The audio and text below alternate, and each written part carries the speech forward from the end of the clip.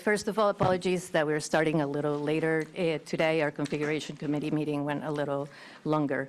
I'm going to call the meeting to order for the Washington Central Unified Union School District Board. It is 6:23. Thank you for being here with us. I am Flor Diaz-Smith. I am the chair of the school board. It's great to see so many people with us today.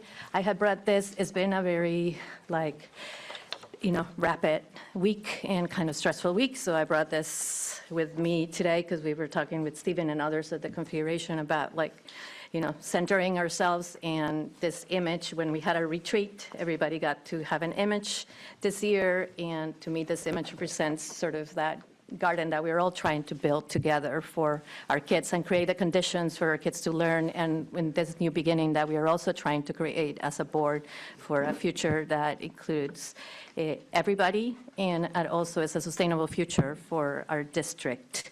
I also want to say that I see a lot of people here, and I really want to thank everybody, all the students, all the families, and the community members who have written to us.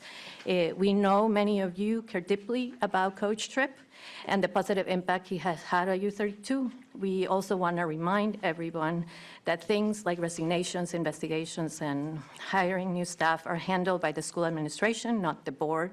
Because these are private personnel matters, we cannot talk about specific details. The administration has told us that a new coach has been hired, and we appreciate everyone's support as the team adjusts.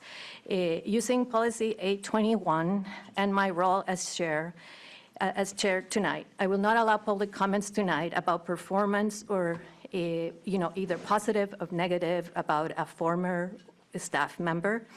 If you still have questions about the process, please contact the superintendent, Stephen Diller-Gempate, who can share what he is allowed to. There is also a policy, B22, which I shared with a lot of you online, that explains how someone can ask the board to review a decision after all the steps have been followed. If the board chooses to hear an appeal, it will happen in a private executive session. Our job as a board is to make sure school policies are followed, absolutely, that administrators do their work properly and that people are treated fairly and respectful. We care about our students, we care about our staff, we care about our community, and we will continue to support everyone while following the rules that keep this district safe. We also have a lot of work tonight, and as you can see, our agenda includes public comments at the end.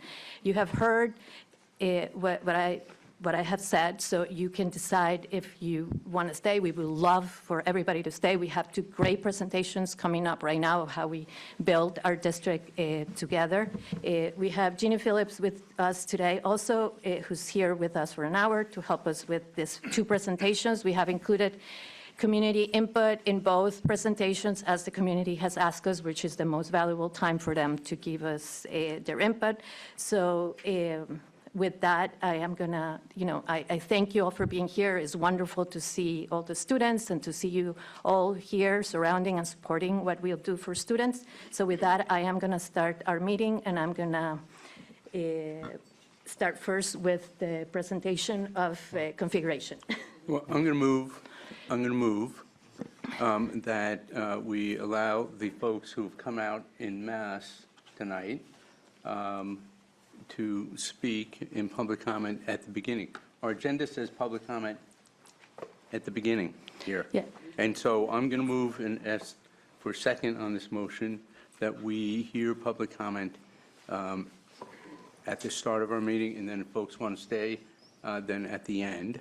I think it does not do well for us to ignore the public effort to participate, which we encourage, and I think it would just not be well to ignore that folks want to speak to an issue that is dear to them and has had such a widespread impact. And so that's my motion. I hope I have a second. Second. So we have a motion and a second. All those in favor, please raise your hand. 5. We have 6, do I have that right? 1, 2, 3, 4, 5, 6, and 7. Online, Did you count online as well? Yeah, 7. Okay. 8. Oh, there's Natasha. Okay. So, so it would be 15 minutes. And again, I would say that I won't allow comments as the chair. And this is the first time I'm using it. I'm going to hold strong on that. And I know a lot of people are not going to be happy, but I'm going to respect this process. And as the chair of the board, I won't allow comments on the resignation of a coach, and I won't allow comment. It could be positive or negative. It will hurt children, and it will potentially hurt the very person that the community really cares about. So we can have public comments that are not related to that topic. And it's just, I would say we cannot censor I- what I- our public it's- comments are going to be. Policy And it- 821 allows me to do that. Can you read the policy, please? Yep. And public input on items not on the agenda. The chair shall rule out of order any presentation to board which breaches the privacy or the rights of students, parents, or school employees in which they comply with board policy or complaints. I checked with our lawyer. I checked with both Scott and Bernie Lambeck, and this is the recommendation that I received from them. And I'm going to hold this board to its process. And I know that it is hard sometimes to hold ourselves to process, but we owe it to our students. We owe it to our administrators. And there is a process through B22 where they can come to us. And that would be discussed in executive session. And I apologize to everybody that is here. We care deeply about you. We care. But the board has work to do today, and it is not because the work that we have to do today is because we have to respect the process. Go ahead, Lei. Sorry, I want to be respectful of both our community members who have joined us and our board's policies, but I just want to know, as a student as well, I was not affected by whatever is going on, but I want to know if there is going to be a point in time in which these great community members can speak out at some time later on, whether that's in a month or if that is later on in the process. Is that a possibility at all? We have received multiple letters from all of them, and they have spoken with the superintendent.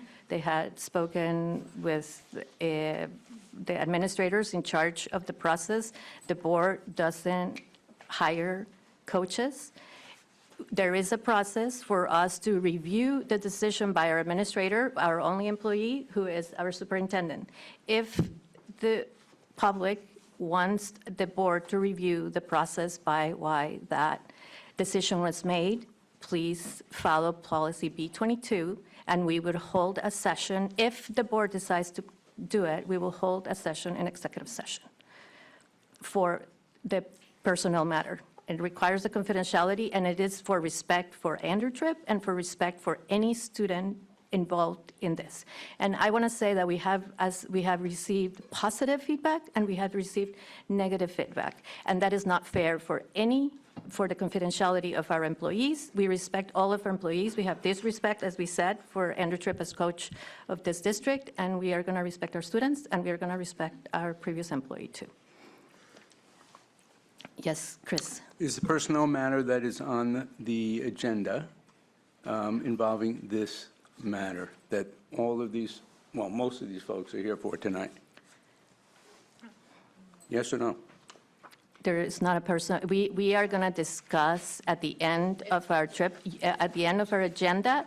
You personally email me to request that we review in executive session personnel matter at the end of the agenda. We are having two things in personnel. One is to appoint the chair to negotiate with our superintendent, and the other one is a personnel matter. That's all I can say.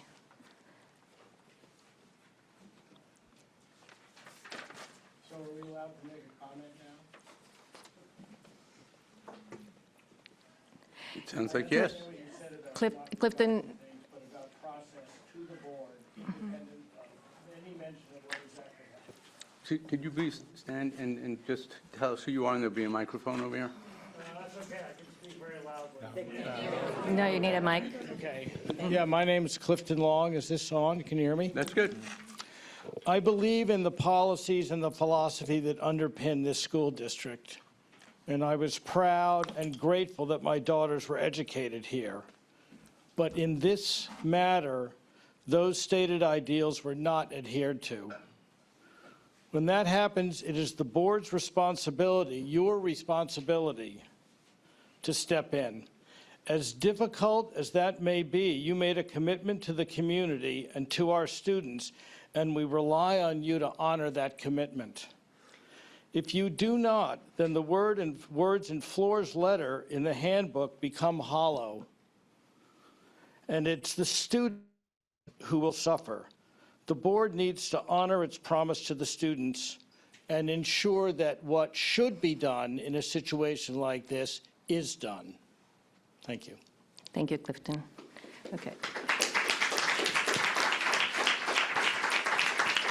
Okay, we're going to move into our agenda item. No, we're not. Chris.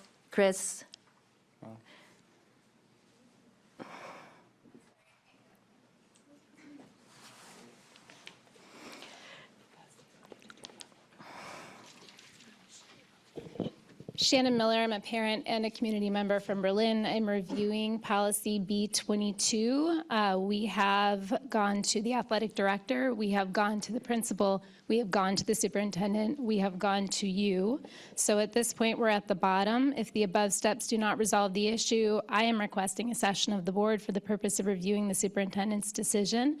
If the school board decides to hear the appeal, it shall invite all parties involved, including the appropriate school and district administrators, to attend a meeting for purposes of presenting facts, making further explanations, and clarifying the issue. The board shall conduct such meetings in a fair and just manner and shall render a decision. Thank you.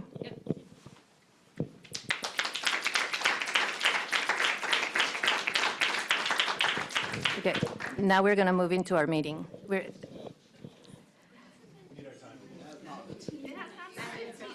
You guys are not. Okay. Made for an appeal, shouldn't then that end this? Yeah, exactly. They have exactly. You have the process, so you can follow B22. You heard from Shannon, and so you guys can request this to the board. The board will schedule, we'll add this to their agenda at the next meeting to decide if we will, so please send us the appeal, and we will review it. And I am not going to let any more comments if it's for the coach right now. Could I make a comment about the coach? Like, completely unrelated, I won't even say it, that guy. All right, hello, I'm Habib Maylud, I'm an alumni here. I won't mention the coach because of whatever ruling that you've decided is just. However, I will say that it is hard to ask for the trust of students, parents, and community members, where any time that a decision of this impact has been made, people come here out of their days. I came here from Burlington, and you go, well, even if you go through all these steps, we'll discuss it in executive session. If the people of this district, who you asked to fund your school, who you asked to fund your salaries, cannot witness the decisions that impact them most, have you ever seen this many people come to a standard school board meeting? Probably not. So if you cannot even have the balls to say, we'll hear you out. That's too much. That's out of order. You need to, there's protocols for discussion in public, and you need to observe them, please. Okay. Thank you. My bad. I will say, even if my language is inappropriate, it's highly mischievous to hide under this executive session, whether it's the one before this meeting or the one you plan on holding if the vote passes, because you can hide a child's name. You can ask the coach, in theory, or whatever personnel involved, whether or not they are okay with their names and their acts being committed. But to immediately say that the confidentiality of one or two people is more important than everybody who is here today, everybody who has been impacted by your decision, is And I'm sorry, you can't cut me off. I'm running out of time here. Bullshit. Thank you. Spencer, can you have the mic? I just have a point of clarification. Yes. You get microphone. Nick. Because it wasn't clear on B22, does the appeal request need to be in writing, or was that an appeal No, request? the appeal needs to be in writing to the board, and we would schedule a meeting for the board to decide if we will listen to the appeal. Thank you. And then we would schedule a meeting, and in executive session, we'll have a meeting with the community.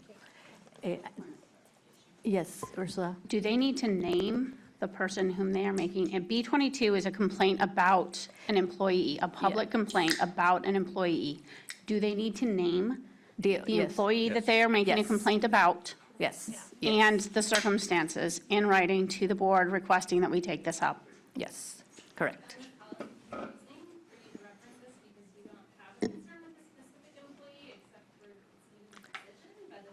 And that's the only thing we have control on. You are a principal too, Shannon, and you understand these policies.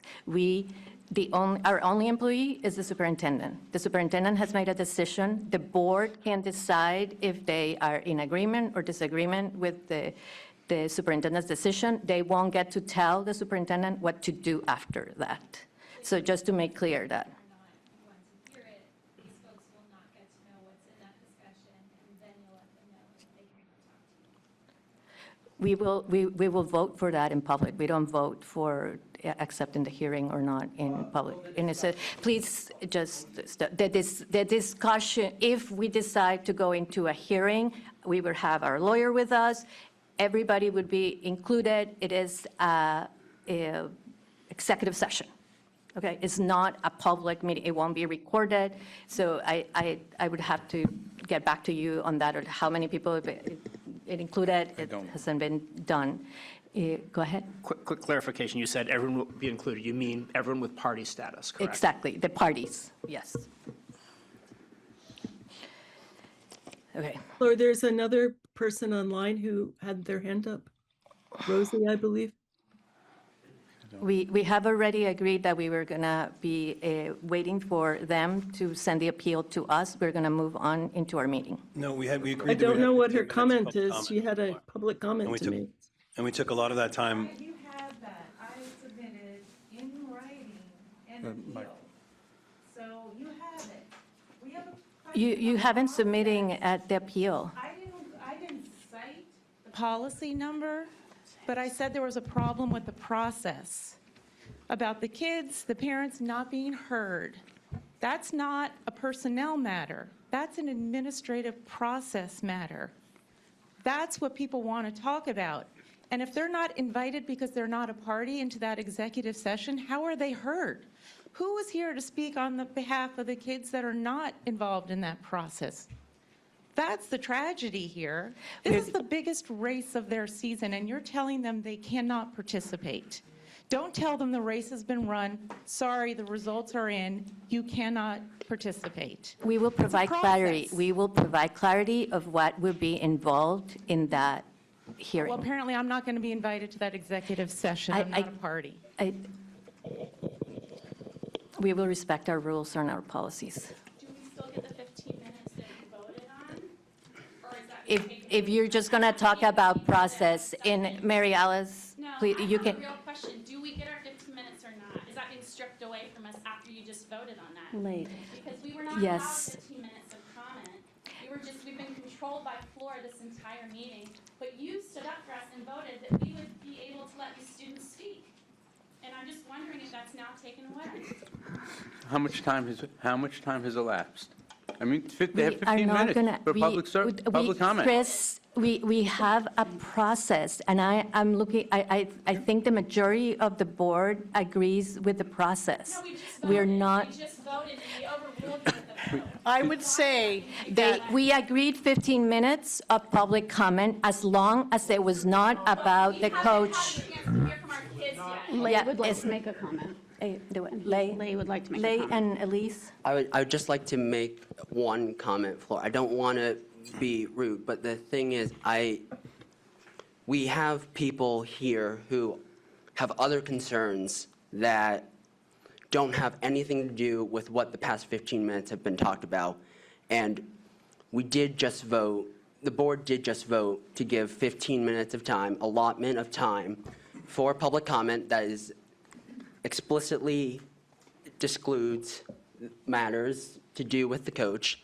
And I think that by comments that we have heard over the past few minutes or so, it sounds like we're disregarding that. And it's very unfortunate, but I would like to ask you is that 15 minutes still open for those who have concerns that are not related to the topic that we are concerned about? Absolutely. I have a comment, and it's not related to the coach. And I would like to be on camera. And am I on camera? I'm addressing everyone here and everyone here. My name is Mary Alice Prophet. I've raised all 3 children in the U32 school district. I have paid enormous taxes as a single mom and a resident of Calais for over 12 years, Flor. As a single mom, I have paid around $14,000 of taxes every year. I have never attended a school board meeting, and I have never complained about anything. I have always been respectful of the process that you and the superintendent have run and been supportive of you. But the process of watching the way that you communicate with us as your constituents throughout the last 2 months, since October 1st, has been horrifying. And I personally think that you should step down as chair of this school board, because I'm so disgusted by the way that you're trying to shut me and these children down from having their voices heard when we are the ones that are paying to have a school open, not you. And your attitude is so authoritarian, and it's the antithesis of why U32 was founded. Liz Snell, all of my friends who were teachers at the beginning of this school, it was an open school. It was based on the concept of transparency. And you are bringing a tone into this community that is that you are the boss, you are in charge, what you say goes, and you don't care what we have to say. And you're shutting us down. And that's my comment, and I don't like it. Okay? Thank you.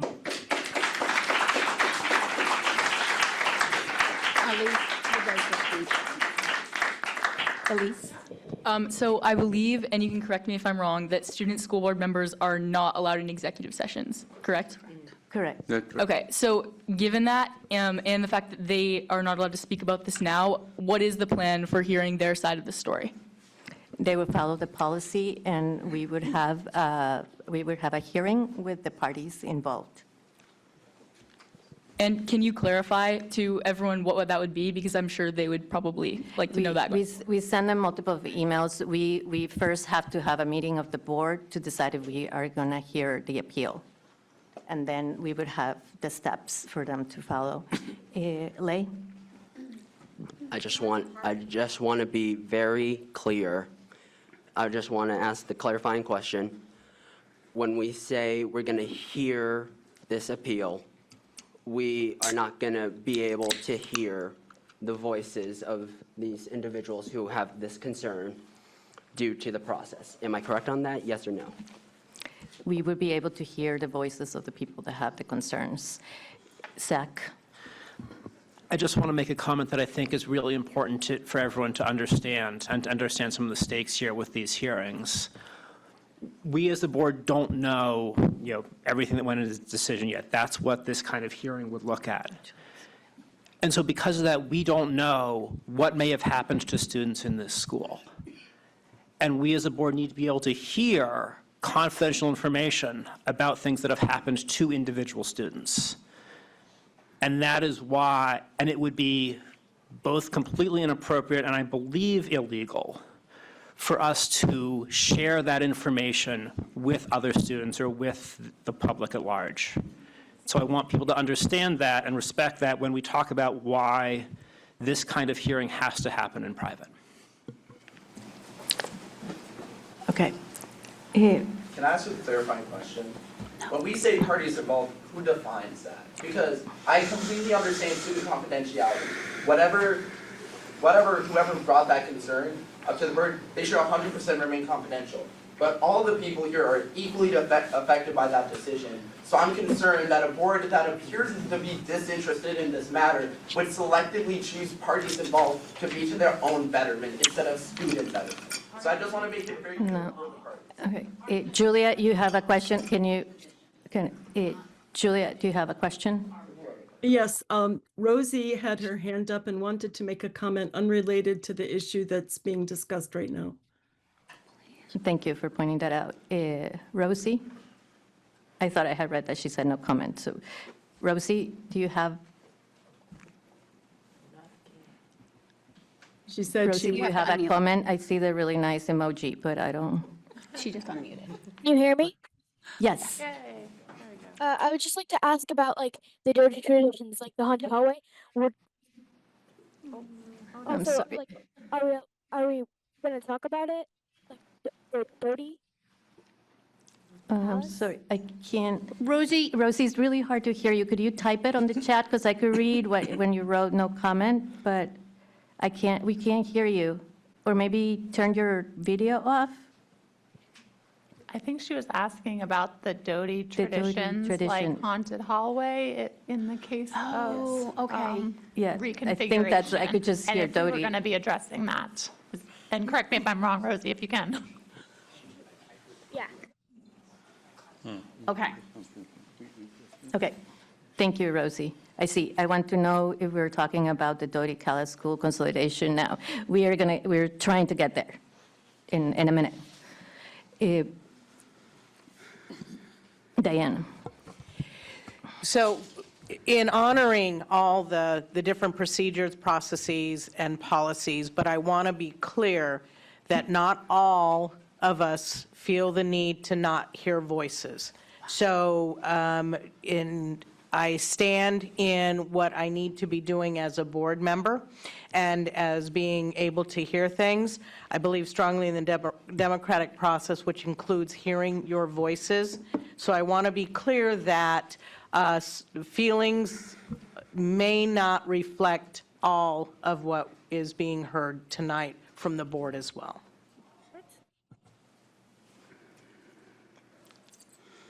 Okay. Go ahead, Elise. There's actually one. We got the kids in the back. Oh, yeah, we have one. Introduce yourself. Hi there. Is this on? Yes.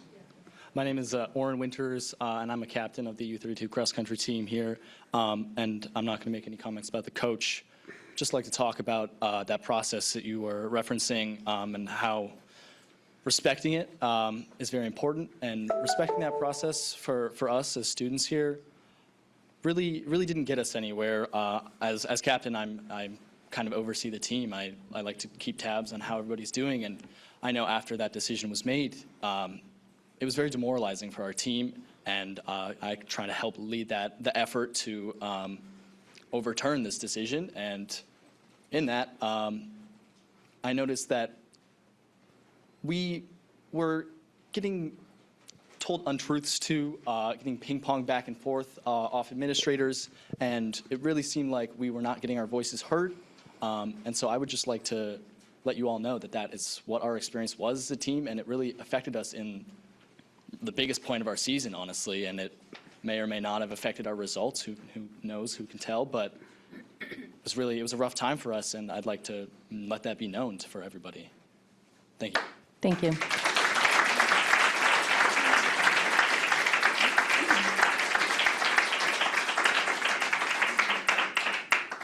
Okay. Go ahead, Elise, and then we're going to start our meeting. Yeah, just before we finish up public comments, I was just wondering if you could let all of the students here know. We've talked a lot about who will be heard in the executive hearing, but when, if ever, will they be able to have a chance to do what they would like to do tonight and speak to us? At the end of the meeting, but we can't talk about the coach. So if they want to stay here and talk about other issues that are not about the coach, they can stay and have public comment at the end of the meeting. Thank you. Like, when will that be able? We don't need to talk about the student confidentiality, but in regards to the administrative decision, when will these people's voices finally be heard? Lay. Just as one final note, on behalf of the board and as a peer and a student, I'm very sorry that we couldn't facilitate what y'all wished for us to facilitate. I truly wish that we were able to, but as Flor has mentioned, there's policies in place and there's rules that we have to follow, confidentiality important, and I just want to say that as kind of a one-on-one thing where I'm sorry as a student. Yeah, that's all I need to say. Thank you. Thank you, Lay. I really appreciate your support. Can I make an online comment, please? Stop. You, Can you hear me? My name's Tennessee Lamb. I'm zooming in from all the way across the country, and I'd just like to make a comment I observe about this process and what the administration, the school board is doing here, specifically you, Flor, not letting students voice talk in a school board meeting. All these students are coming to a school board meeting, and which students never do, with a very legitimate concern. And somehow you've pulled out of the legal jungle a reason to let them not be able to talk. I find that despicable, and I smell a lot of fear about hearing students' voices. Why are you afraid of hearing students' voices on an issue that they have been harmed in by an administrative process in something they care deeply about? Why are you afraid of that? Why won't you hear students at a school board meeting? thank you, Tennessee.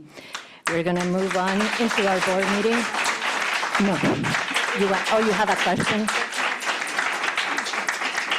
Go ahead, Diane. It's just a quick process question. Can the question be asked specifically of legal?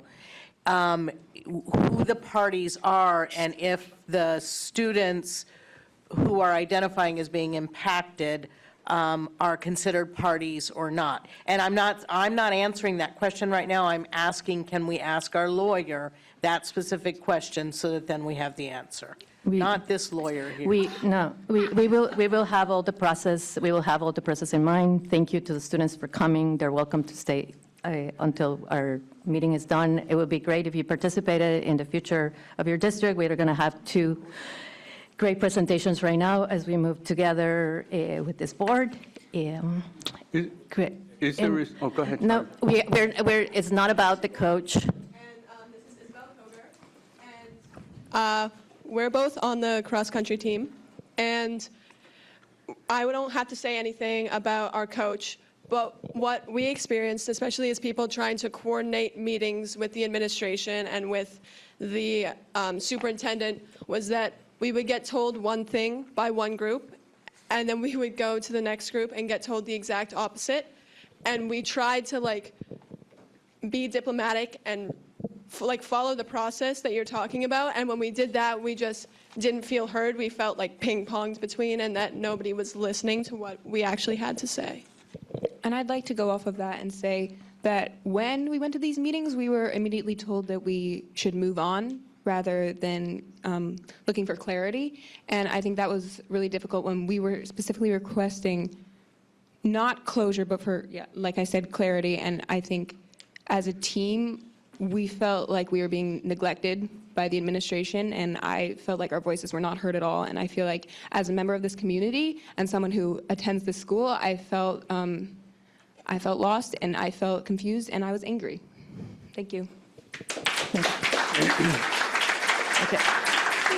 We're gonna now move on with our meeting. Is there a Chris. restorative justice process at U32 that Chris. students may be able to apply for and invoke?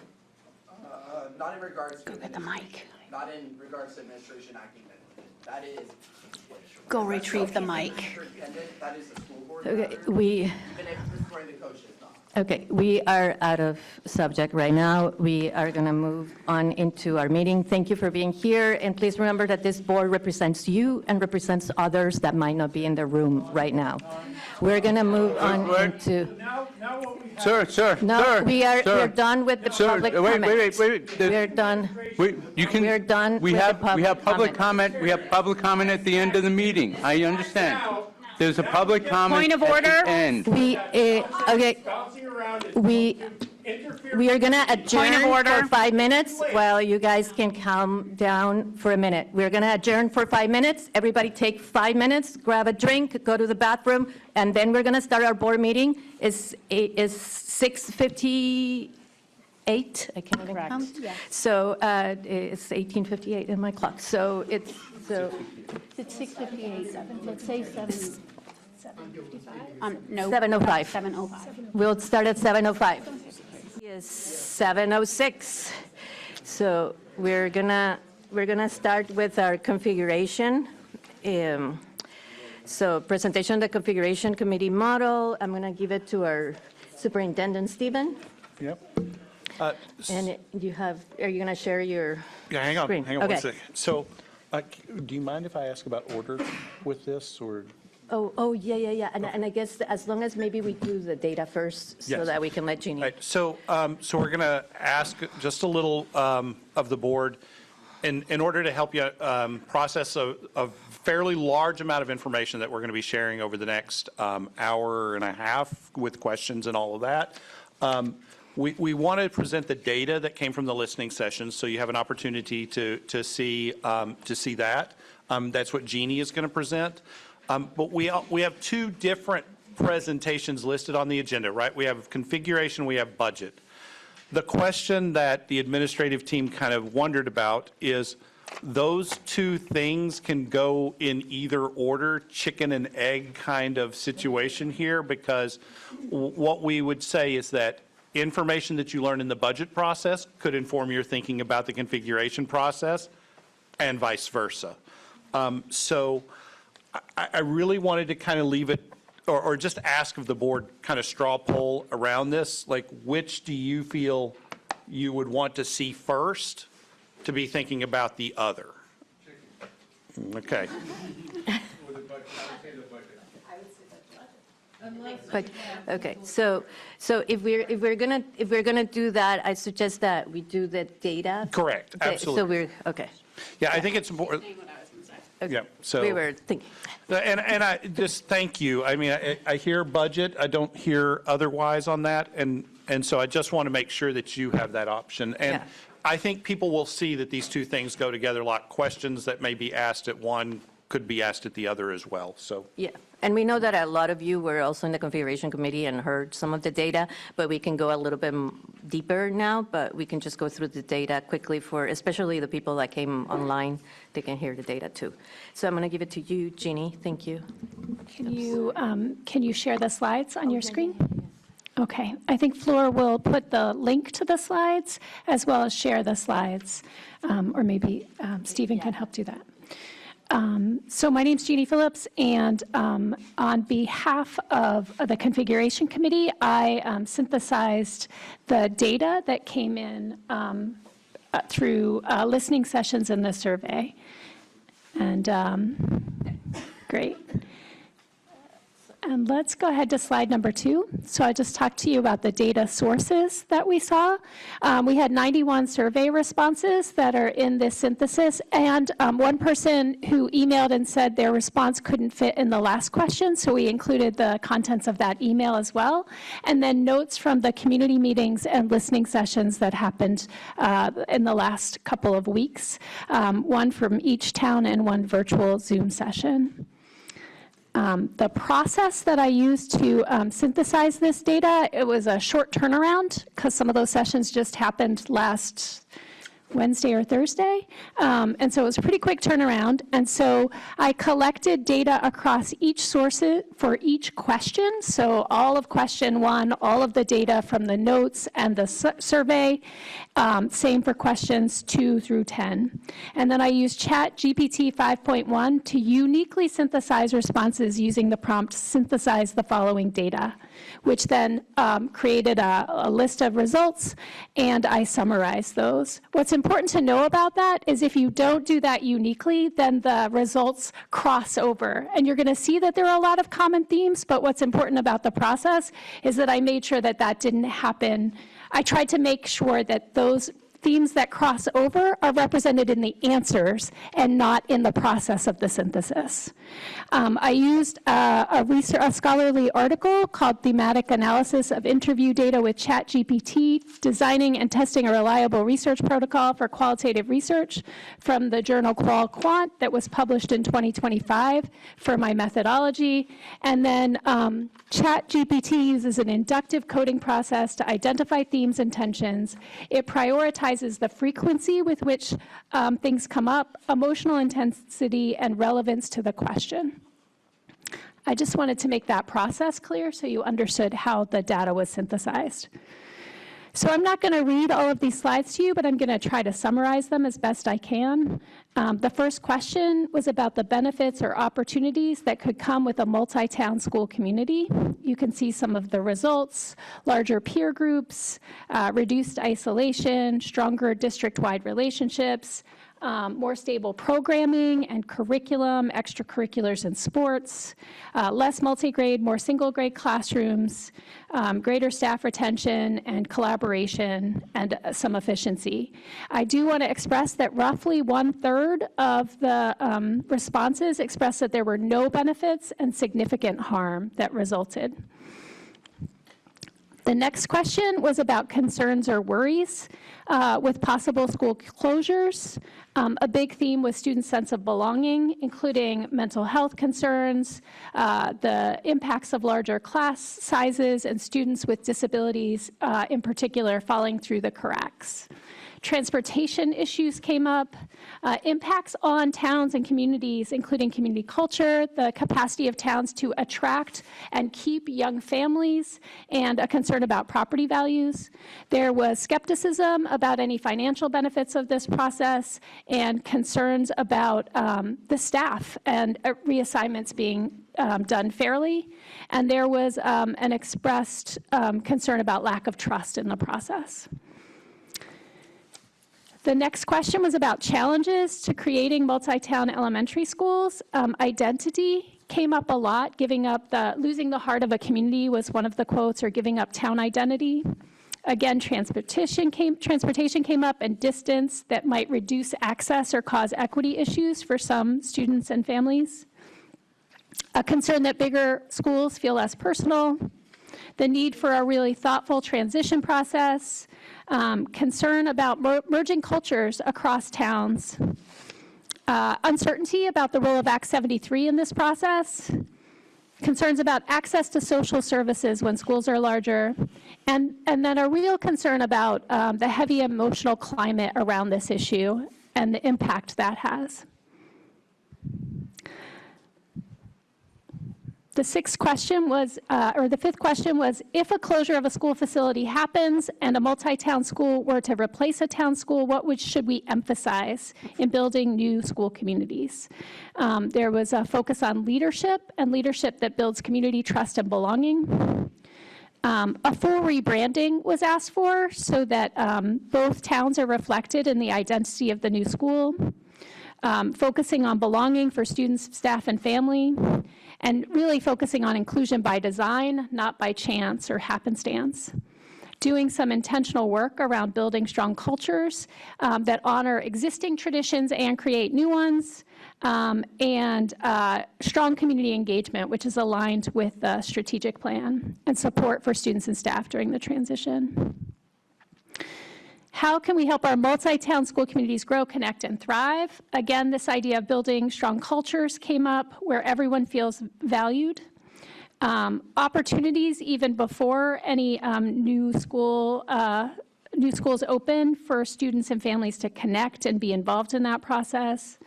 Clear, honest communication and consistent messaging. Leveraging strong relationships and the community schools coordinator, the existing role in the district. And then focusing on supports around social emotional well-being, mental health, and anti-bullying. And then there was this focus on moving slowly with community input throughout the process. What would help families and community members feel ownership, pride in a new school, multi-town school? Transparency comes up again, trust, a respectful timeline. Some people reflected that ownership may not be possible, and others said it may not be necessary. Sort of a both and there. Again, this idea of building strong identities through community-driven process with examples like PTO, student input sessions that foster belonging and inclusion. Intentional community building, both in schools and in towns. And then seeing tangible benefits, such as more robust programming and full-time staffing, would make people feel pride in that school. And then there was a big contingent of people that said pride is built through shared work. We can't just make it happen. It's built through experiences and through building on successes. What would help students feel comfortable, welcome, and at home in a new multi-town school, involving them in authentic ways was important to people. Maintaining continuity of relationships with trusted, familiar adults, so making sure the adults they are familiar with show up in some of those schools. Building community early and often. The message, everyone is new to this school, was important to folks, and that included honoring both towns' identities as they co-create a new shared identity in the school. Prioritizing our youngest learners and what works best for them. Strengthening after-school transportation and community programs, and putting students first, and while acknowledging that there's skepticism and some opposition in places to this process. The next couple of questions are about moving the 6th grade students to U32, and the first is what would make them feel welcome and ready to move. This is not surprising. It comes up on almost every slide. Clear, early, transparent planning and communication. People were very affirming of the current 7th grade transition process, and they want a process, should we move 6th grade up, that mirrors that. Making sure that the program is developmentally appropriate, allows children still to be children, and supports them and builds belonging and connection for them. And there is significant concern still about students' developmental readiness and the timeline for this transition. What could the district do to address concerns around this transition? Communicate clearly, consistently, and with specificity and detailed plans. Create a more realistic timeline. Listen and provide thoughtful answers to questions and a rationale that includes changes to program staffing and projected outcomes and financial models. And the last question was, are there other things you wanted to share as we move through this process? There was a lot of folks who said slow down and use a thorough evidence-based review process. Bringing up Act 73 again is something that complicates this process. The need for more clarity on preschool and early learning programs. The sense that the trust is fragile and we need to focus on trust, or move at the speed of trust, some people said. Folks want more clarity on what's being decided and how voting will work, and more concrete, specific information. And finally, there was the sentiment that people feel valued when their questions are answered. I went through that really quickly because I know your time is really valuable, and I can take any questions if you have about the synthesis. I also want to note that you have access to all of the data that went into this synthesis. It wasn't an attempt to hide that data, rather to do some of the work to pull the themes out across those different data sources.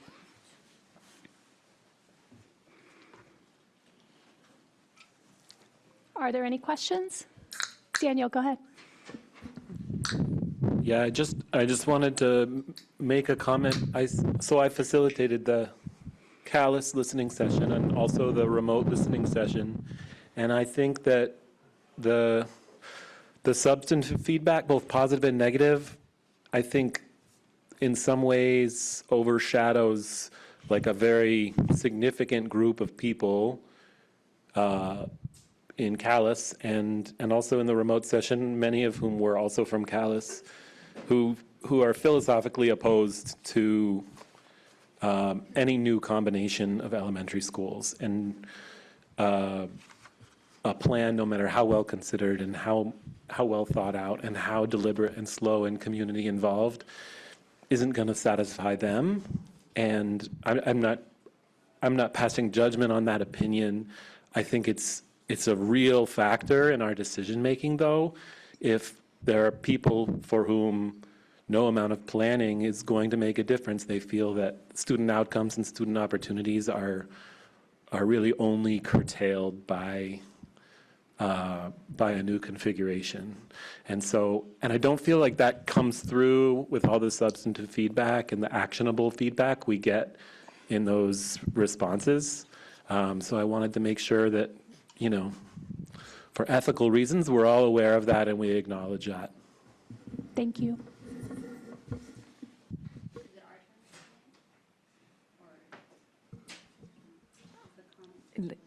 Yeah, we're also gonna have a little bit of a presentation, and we'll have community, but after the data, of course, you'll be able to, because we have this as part of community too. I'm gonna just finish with the board, and then I'll move to you. Is that okay? I was wondering if in the analysis you saw any kind of judgment of the questions themselves. Like, we had some discussions of in the session I was in and conversations afterwards about the questions being leading or particularly bent one way or another. Did that come through in the analysis? That didn't come through in the analysis, but I would say in multiple questions, what came through is what Daniel said is that this, we don't even want to answer this question because we're against the process. Right. That came through for a couple of the questions. Okay, thank you. Yeah, yeah.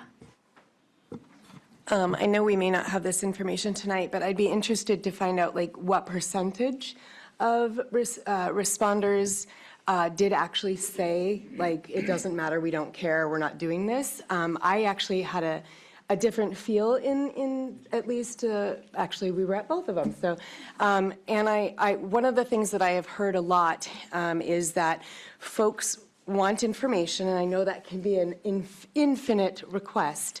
But I did hear a lot of people, and I've actually heard from a lot of constituents who have said, I can't get under something if I don't feel like I truly understand. And I think it's a really challenging thing to get everybody to understand. But I'm not sure I necessarily agree that there's a large percentage of people that said they were not willing to even entertain that idea. I really did feel like it was more, we have really specific questions that we would really like answers to, and if we don't get those questions, then we're not willing to entertain the possibility of closure. Thank you for that question. I will say that the first question, what kinds of benefits or opportunities could come with multi-town school communities, I asked ChatGPT to estimate the responses, how many people were opposed, and it said roughly it said 1/3 expressed that there are no real benefits and significant harm. And that's the only question where I asked a follow-up because it felt important to know what that, yeah. Sorry. I think where my question is more of folks in Doty or Calais, the schools that could theoretically close. Yeah. My question was the percentage in those different feedback sessions or listening sessions. I think because I got notes and not numbers, it was hard to determine that. Because I got, it wasn't even transcripts. It was people's, board members' notes. Yeah, go ahead. Is this just questions about the data you presented? It's not about our configuration, next steps, or anything? Okay. Correct. Yes. Yeah, so something I didn't quite see in your analysis that I remember I have in my notes from the Rumney Middlesex meeting was a kind of confidence from the staff that were at the meeting that the kids are going to do this. The kids will be fine, and the teachers. There was a little bit of I'm not sure it was totally genuine, but it was some umbrage taken at the question of how are we going to make sure kids are welcome. Some of the staff were of the opinion that that's my job, of course. Yeah. And so I think that's. I think that's something to hang our hats on. But the other part that I didn't see is that some of the recommendations in the comments, at least, are going to cost some money, right? So having of community events so that folks from Worcester and Middlesex can get together and folks from Calais and East Montpelier can get together to do things and come up with what the traditions are and with the mascot and the colors and all that. That costs some time, and if we want our staff to be involved in that, and I think we must, then we need some cash for that, and so that leads into the budget conversation, I'm sure, Stephen. But that's a reality of any of this, right? We need to provide some support for any expectation of work above and beyond. And I think there's a lot of good suggestions in there, but we gotta put some money behind them. Thank you, Patrick. Can we get the slides emailed to us for those who are not on Zoom at the moment to download them? I'll email them to you. Thank you. And then I was just going to say, I think in the survey responses I was able to read, and I think we even had it brought up by a Doty member who's online tonight, there was a feeling from some members in Doty, I don't know if it came up at the Calais meeting, that these were very leading questions, like that this felt like it was a done deal. And I think part of that is because we were coming forward, or the configuration, I won't even say we, because it wasn't a board bringing it forward, it was the configuration committee bringing it forward. The configuration committee was bringing forward a recommendation and a specific model that they were asking questions about, but that there was this idea and even possibly some confusion in whether or not it was already a done deal, or do they get a chance to vote on it? And it may be something that we want to offer clarity on it, in that the board has to make a choice and we have to put it out to the vote to the towns that would be affected. I can't. Go ahead, Daniel.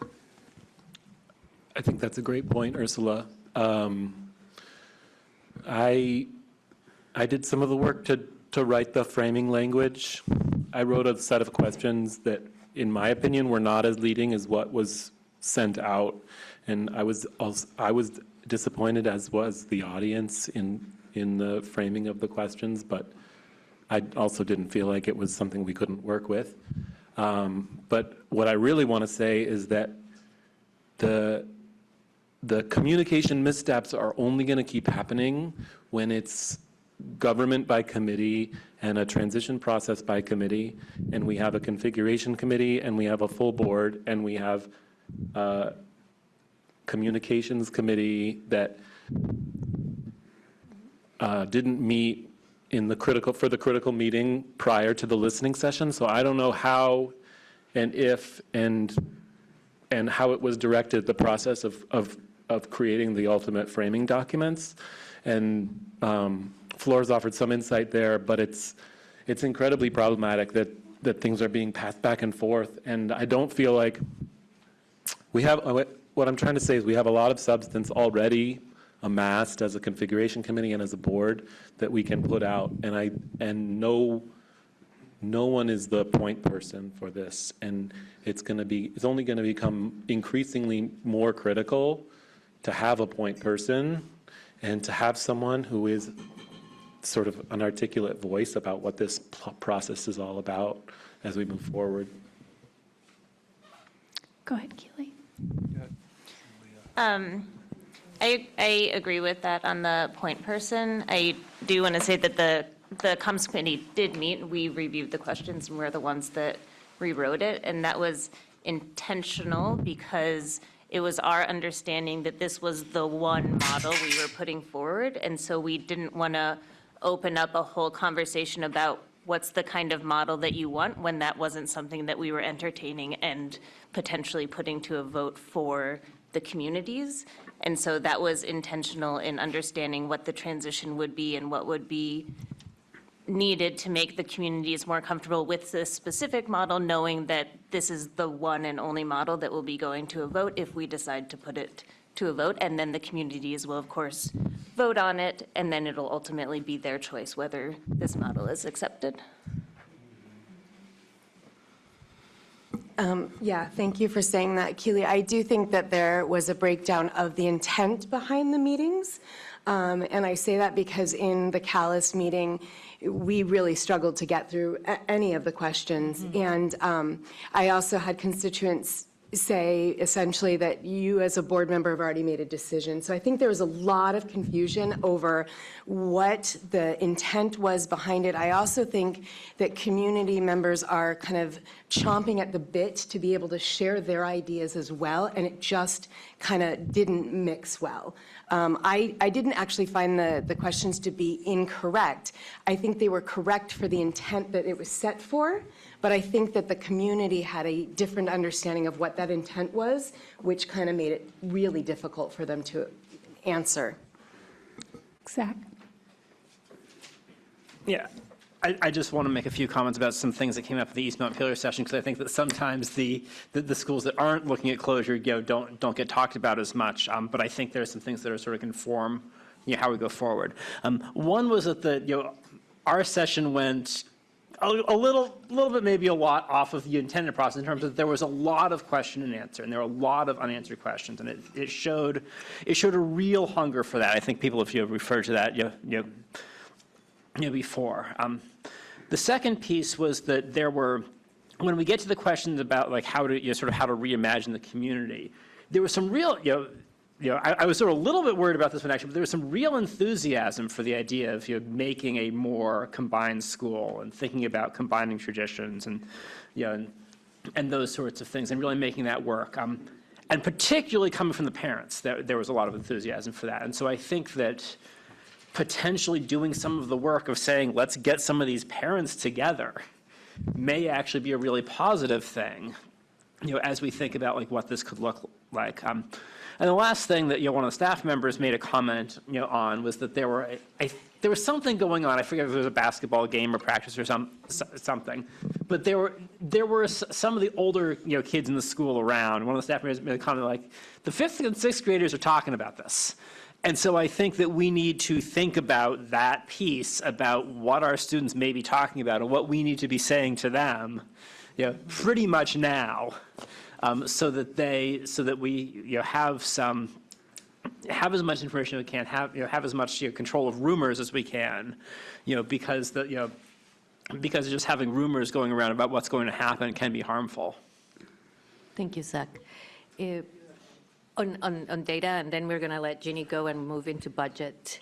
And we're going to move into community. I just want to make sure that. Yes. Yeah. So it's about the critical pieces that did keep popping up, which was trust, transparency, and the timeline. To that point, I remember in June hearing that we were going to do community listening sessions, and then they didn't come until I don't even know what month it is, but anyway, so my concern is the timeline has been shifting a little bit as we've been gathering all of this work. And so it does come back to me again about trust and transparency and us being, looking at that timeline together as one of those next steps. Thank you, Diane. And now we can move into the community on the data, and then we're going to present on the configuration too. Yeah, so we just need a mic for you guys. Just hold on 1 second.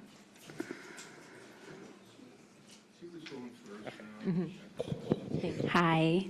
Good evening. My name is Felicia Weeks, and I'm a proud parent and community member of Calais Elementary School.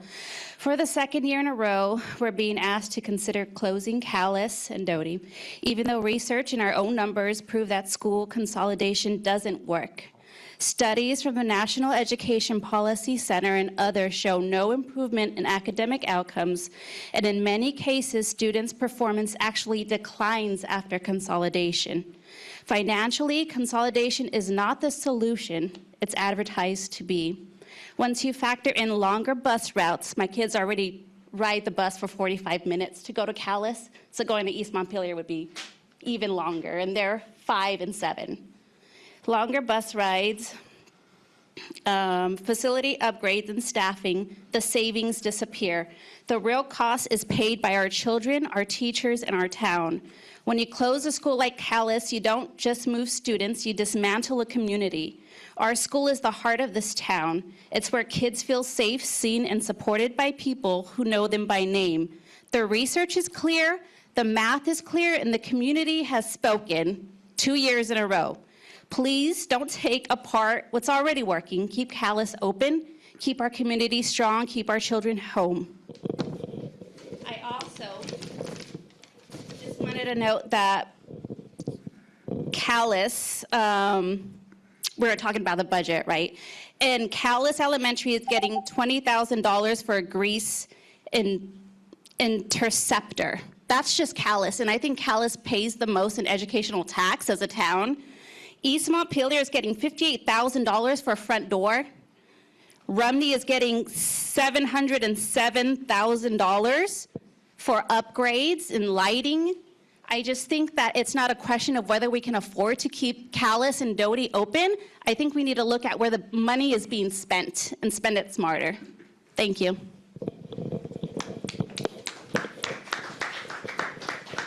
My name's Barry Bernstein, and I live in East Callis, and I've been a resident of Callis for 55 years, non-parent, very involved in our community and our greater community.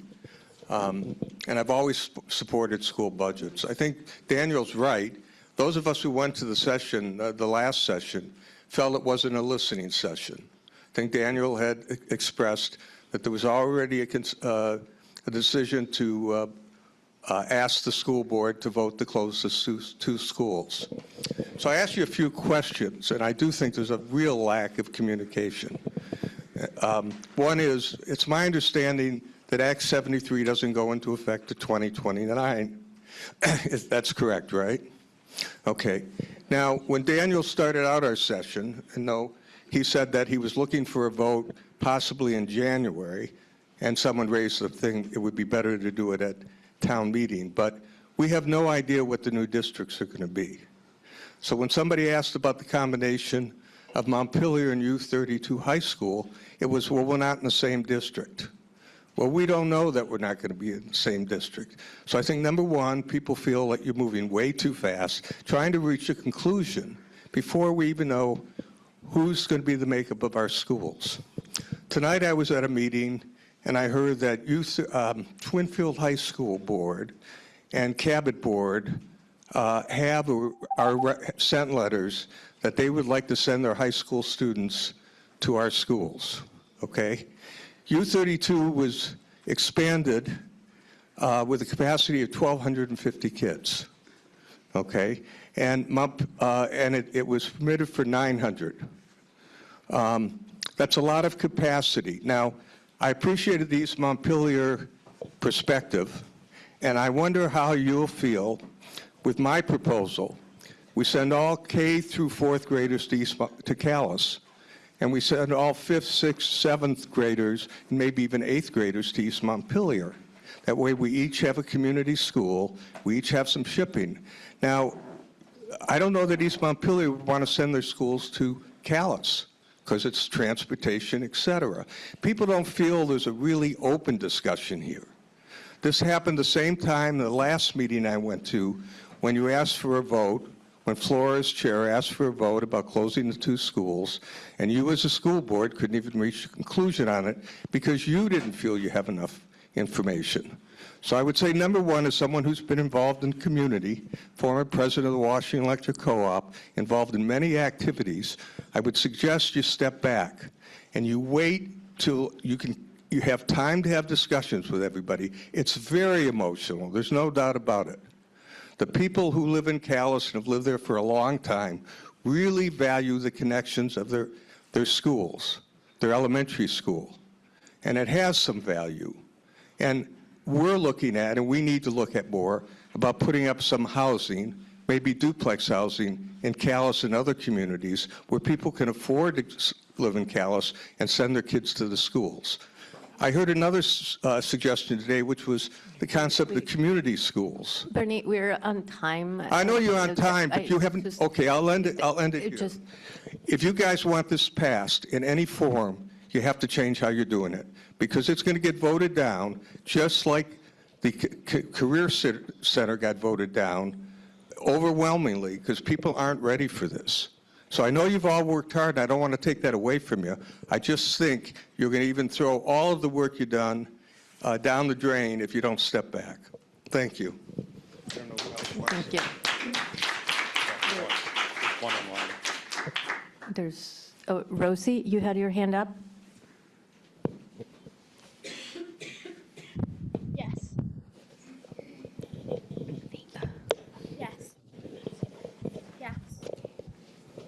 It doesn't work. Rosie, could you type it on the chat, please? Yeah, type it. Can you hear me? Yeah, now we can. Okay. I just wanted to say that it's been causing us a lot of stress and because we don't know where we're gonna be next year. We don't know if we're gonna go to our school or if we're gonna go to Youth 2. We don't know where we're gonna be. And this is not what we want. We want to know where we're gonna be. And we don't have any idea where we're gonna be because you keep throwing us around oh, we're going to Rumney, oh, we're going to Calais, oh, we're going to U32. We don't know where we're gonna be. You have to make a decision and tell us now or tell us never and don't do it. Because this is not what we want. Nobody in Worcester wants this. Please don't do this to our school. This will destroy our community and this won't help us at all. I don't see why you are even making this decision. We have told you many times that we do not want this. So why are you doing this to us again? This just feels like a never-ending loop that you're just putting us through. Please don't do this again. This is not fun. This is not what we want. And nobody likes this. So please stop it. Thanks, Rosie. Okay. And there's one, yeah, go ahead, from Worcester. Yeah. Hi, my name is Kathleen Bookchin. I live in Worcester. And I guess I had a couple questions, but I'll just start with my opinion, because I don't think you answer questions as part of public comment. But what I would like to hear more of as part of your presentation, either to the board or Stephen, is when you talk about the benefits of consolidation. I've heard a lot about the nurses, the library, the transportation. I personally would like to hear more about actual curriculum and learning. And I know you've got a bullet here that talks about high quality programming and more robust curriculum. I personally would like to hear more about what that means, because I feel as though a lot of kids, and this is not district specific, but our elementary kids can't read and write. They just can't. They can't spell, they can't read, they can't write, and they're getting to U32 completely with those deficiencies. And I would also like to understand how, if we're going to increase class sizes, how those kids they already can't read and write. So I don't understand how the increased class sizes, they're going to get more attention, but I'd like to understand. And I also understand that you're not a favor of multi-age classrooms and that they'll get more instruction if they aren't multi-age. So I'd like to learn more about that. And I just had a question as to this person that was here tonight for both committees. I don't know who that was. That is Jeannie Phillips, and she is helping. She helped us with our core beliefs. She is from the Great Schools Partnership, and she's our facilitator. Okay. And she's been working with the Configuration Committee that last year and this year. Okay, thank you. It would have been helpful to just know who she was, and I just had a question specific to that. Was she, on her presentation, said that she was compiling the notes based on the survey? But I wondered if she had watched the videos that were available in addition to the survey.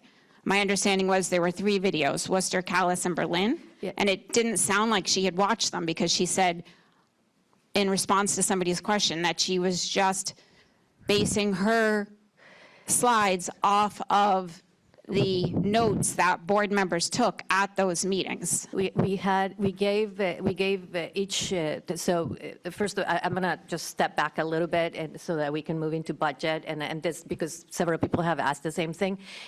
Daniel created the listening sessions. He came to us and he's part of the configuration committee. We have a configuration committee that now has also community members. We revamped that configuration committee to make sure that we had more community members on it. The listening sessions, the framework, were created by Anna and Daniel, who gave them to me. synthesized that, met with the communications committee, and we looked at the questions. With that, there was a framework where so that it was fair, and we were comparing apples to apples with every school. There was a table for each. Everybody had roles, so you had 2 facilitators and 1 note taker. I was in Berlin. I was there. I understand what happened. I just was wondering why that person didn't. I'm just giving you, because not everybody was there and not everybody understands the process. So then the note taker took notes of every single question of what people were saying, and they were timed. Those notes is what she said that she used to add to the survey. So no, you are correct. She was not watching the videos because we were not able to record all of the communities because ORCA didn't have the capacity to have every meeting recorded. Yeah. So she used the notes, but so that we could compare apples to apples. Okay. Right? So she didn't use the videos because those wouldn't be apples to apples?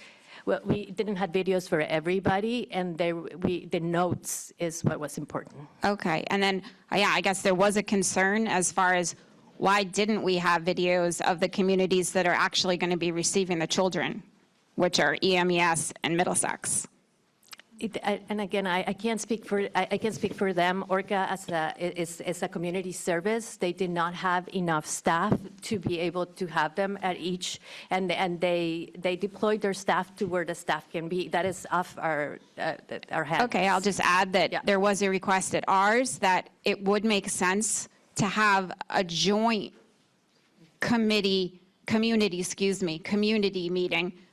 So the receiving schools with the consolidation, just like you had your community day at East Montpelier and all the kids came on a bus, it would be good to have joint community meetings of the towns that will be receiving the students from the other schools. That's a request. Great idea, and I'll let Daniel speak to that while Stephen gets his presentation on the. Oh, I was just going to say, I think it's a fantastic idea, and I think there's opportunity before a vote to do that, and opportunity through the transition process, if we have a transition process to do that.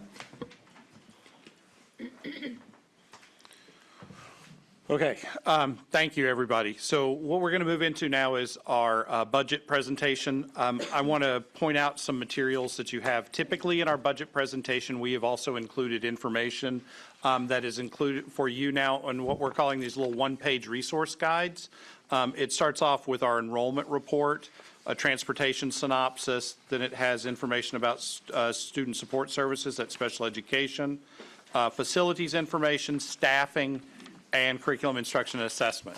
So these are your reference materials that we will continue to use, and we'll continue to build some additional reference materials for you as we move through this budget process. So in other words, we'll update the staffing so that it's a proposed staffing model, and you'll be able to compare these two. We're hopefully going to get this into a little booklet for you to have every time, but I needed you to have this in your hands right now. And so we also have, this has been a budget time that has been a little difficult to make sure that we got everything together, but here's some materials for you and the presentation itself. And then I linked the web page for those who are online. You can find this on our budget information webpage under fiscal year 27, FY27. And here's the presentation itself so that we can have a conversation. All right. All right, so thank you. So this is our draft one of our fiscal year 27 budget. We will have a fair amount of material in this, but this is also the beginning of a process. We are at the November 19th part for draft one. On December 3rd, we will look to see what do we need to do in terms of presenting for board and community feedback at that point in time. December 17th is when we would bring you draft two. By January 21st, the budget will need to be warned. Because we are dealing with a tremendous amount of information right now, We also suggest that the board consider an additional meeting somewhere in this process so that we can work through either configuration or budget as necessary. So we're just kind of saying that, hang on. So just want to remind us of our mission statement: to nurture and inspire in all students the passion, creativity, and power to contribute to their local and global communities. Our budget is a document that should tell a story, and so that story is built upon our core beliefs that we have here, and it is trying to make sure that we meet the goals of the strategic plan. And so as we move through this, I hope that you will be able to draw some connections between where we have well-being and inclusivity, evidence-based instructional strategies and curriculum, and that we try to foster and commit to responsible leadership that communicates transparently. And so for this year, the board has already set some parameters on October 15th. This is those parameters around making sure that we further develop our MLSS system, the multi-layer system of supports, allocate resources necessary to support increased educational equity. We have in here expanding pre-K offerings in line with the pre-K proposal that was brought forth on October 15th as well. We're trying to stay under the excess spending threshold. That is $16,331 per pupil, estimated on September 25th. We'll have more information about that in December. Keep our increase in spending on our long-term weighted average daily membership to less than or equal to 5%. Contingency plans for expense reductions options, we'll get more into that probably in draft 2, but some in draft 1. And be creative. We're going to do our best. All right, so I'm going to turn this over to Suzanne. She's got some great information for you. Hi, everybody. For those of you that don't know me, I'm Suzanne Gann, the business administrator for the school district. To begin budget development, we looked first to parameters 4 and 5 to give up some financial guidance. In order to stay under the excess spending threshold, the spending per weighted pupil could not exceed $16,331. In order to keep spending at or below a 5% increase, the spending per weighted pupil could not exceed $16,036.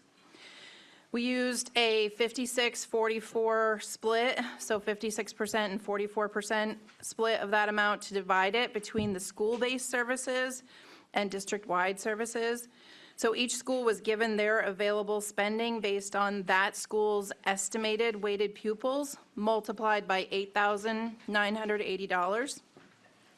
The average cost of a teacher is $121,787 for next year. This was used for all FTEs so that individual schools were not negatively impacted solely by health insurance selections of individual employees. Yeah, that cost is salary and benefits, Yes, so that everybody salary knows. and benefits. This slide illustrates how resources are allocated by building, plus the anticipated grant supports each building receives.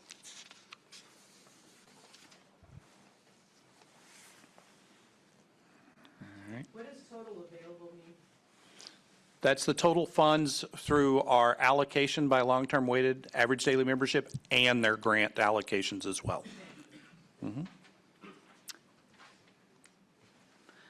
This list is a reminder of what is included in the district-wide services portion of the budget.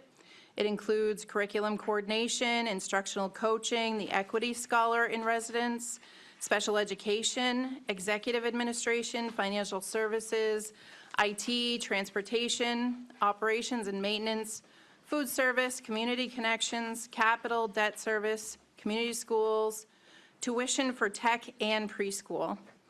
The preschool program budget was also included in the district-wide services budget. I have a quick question. What does capital refer to in this? Capital is our facilities, so the money that we invest into upgrading or maintaining our school facilities, the buildings themselves. Thank you.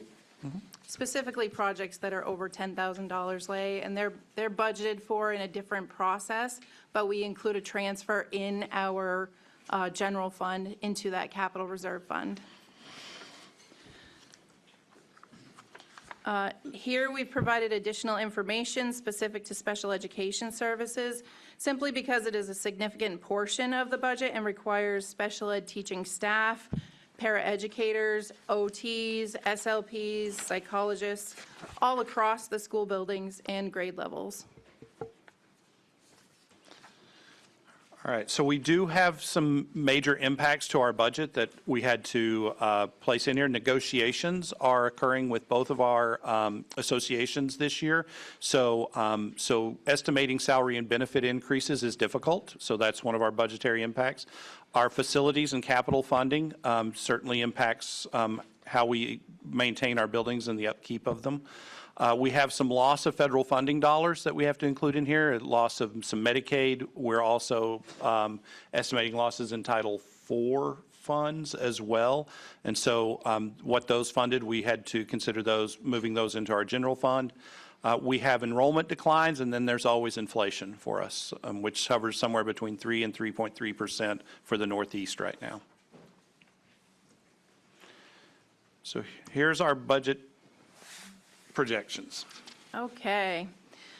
Reminder that the budgeted expenditures are the amount that the district plans to spend, which is the dollar amount that is warned and voted on. So that full amount of $46,243,808 is the projected amount that we have for FY27 expenditures.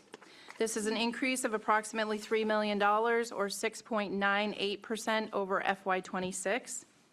The current revenue estimates for FY27 are $7,057,586, which is a slight increase over FY26 of about $36,000, or 0.52%. There are still unknown revenue and expense numbers, which will be updated as the information is received. Specifically, we need the 6-semester average tech FTE and the announced tuitions for the districts that we pay for our tech students.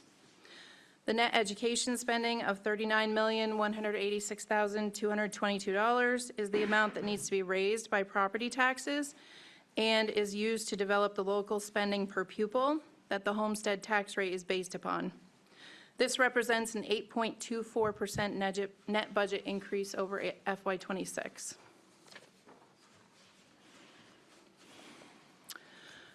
The leadership team wanted to first make sure that the budget would meet the programmatic goals of the organization, which we believe this budget does. It continues to develop the MLSS across the schools and provide PD for educators. It allocates resources equitably and based upon ed quality standards. This draft includes an increase of $530,182 for the expansion of preschool programming to full days. This budget does not meet the financial goals of the district. It is not under the current estimated excess spending threshold or the 5% increase in spending per weighted pupil. This is especially problematic because we are taxed twice for every dollar budgeted beyond the excess spending threshold.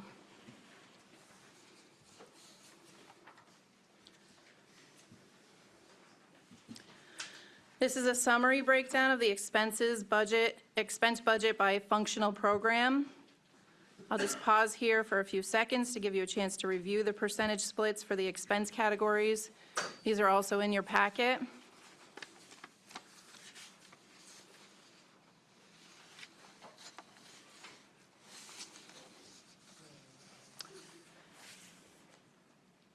And then the next slide provides a visual representation of the breakdown of expenditures between each of the functional programs.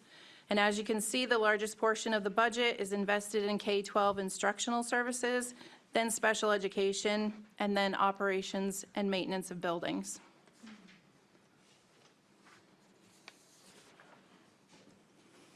So we have some more budget numbers. The long-term weighted average daily membership estimate of 2,259.29 was what was used for budget purposes.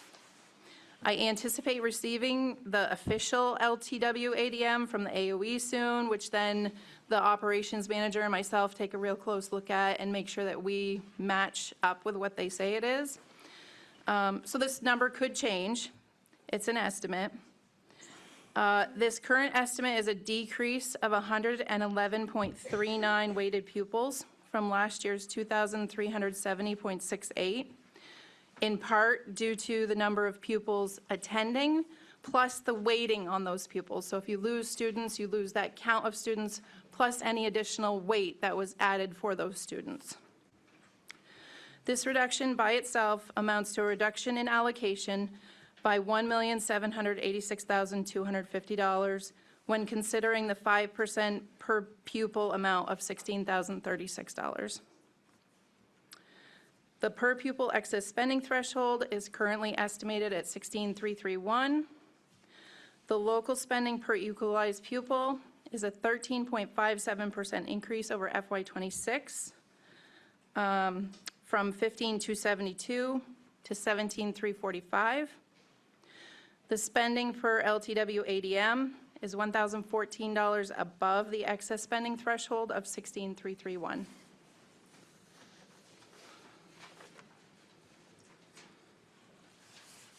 Circling back to this statement, this draft of the budget meets the programmatic goals set by the board, but does not meet the financial goals set by the board. The leadership team has always worked as a team to develop the budget, but has collaborated even more this year in the budget development than I've seen in the last 5 years, which is great. It's really excellent. In line with the board's parameter number 6, we have been developing contingency plans for expense reduction options, anticipating that the unfavorable tax implications of the budget will need to be mitigated. We'll continue to collaborate as a leadership team on the next draft of the budget, but it is important for us to know what school configuration we are using to advise the next draft. We have potential estimated preliminary savings of about $1 million before we review special ed service delivery and operations management maintenance from the proposed configuration model of Middlesex and Worcester combining and Calais and East Montpelier combining.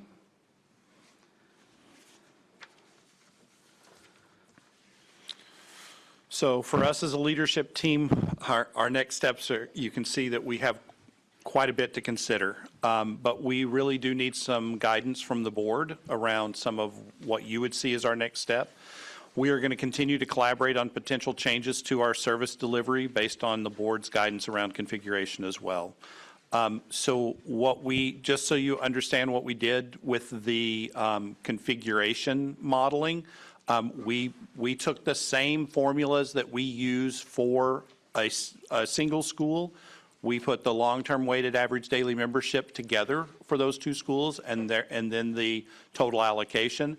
And then we staffed the school in the same ways that we would have staffed the school if they were individual. So how many teachers were needed, how many classrooms were needed, all of that was taken into effect. And guess what? We're at questions. So what I hear you saying is that when you list combined preliminary savings, that's what you're referring to? Correct. The calculations that you got once you combined the two schools? Correct. There is a resource called the Elementary Classroom Configurations and Class Sizes that was provided to you, and the last two charts in that are around proposed class sizes and configurations 27-28 that shows the 5 schools. We did model this on the kindergartens from Doty going to Rumney and from Calais going to East Montpelier, even within our first draft of this budget, due to the number of students in those, potential students in those grade levels. There were only 3 expected students in kindergarten in Doty next year and 5 or 6 students from Calais. And so our draft 1 modeling has those students already moved over to a neighboring school, just so we're clear on that. And then what we did was we did the proposed class sizes configurations, the 3 elementary model. You can see the combinations of classrooms there. I would point out, and we can talk about this more in configuration, but the difference in having an East Montpelier by itself with 3 first and second grade classrooms, 3 third and fourth grade classroom, and 3 fifth and sixth grade classrooms versus having 2 classrooms per grade level is significant because you have to have an additional teacher to help us make sure that we are doing grade level instruction for math and reading for those students. The way that's done, it's not just hiring a teacher. We use our interventionist, or we use other people within the building when you have the 3 classroom model of first, second grade, and those were to get class sizes into a reasonable range, because you can see in the enrollment report, East Montpelier's enrollment hovers in each grade level around 25 to 26 kids.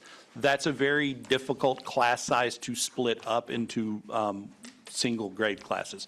So there's a lot of minutia detail in some of that, but this is kind of how you might look at that when you're looking at those class sizes and configurations versus your enrollment report when you're thinking about those. So I'm going to stop the share. Yeah. And then I don't know how you want to do the questions. Yeah. Yeah, questions, we were going to open it to the public for questions too, but does the board have any other clarifying questions before? Go ahead, Chris. So if there's a combination of Doty and Rumney, and the same thing for East Montpelier and Calais, where are the savings coming from primarily? Staffing would be your first and the highest level of savings would come from staffing. Okay. Does it also include savings on building maintenance? We have not calculated that in yet. We're working on that as our next step. This is mostly around staffing that you're seeing those savings. Okay.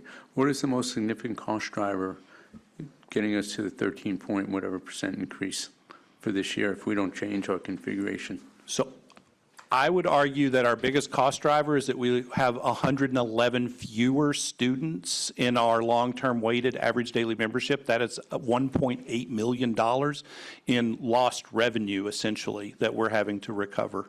That's one of the biggest pieces. Okay, thank you.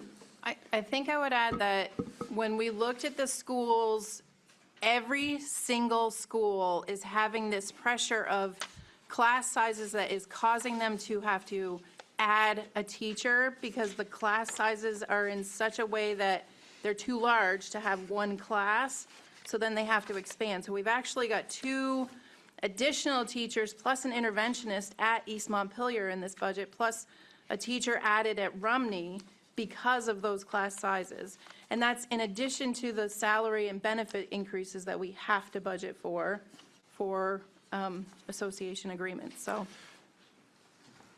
Yeah, Julia also has her hand up, so I was going to give her. I was still in the presentation. Okay, Julia, go ahead.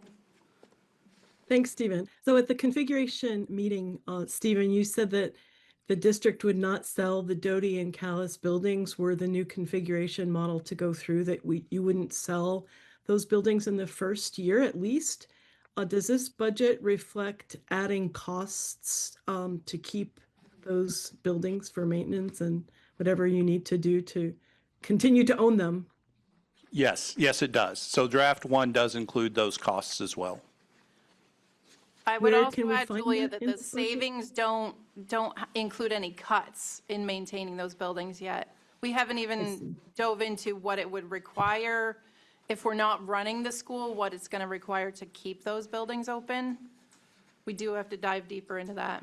I think so. Thank you. Okay, Patrick, then Michaelan, and Keely.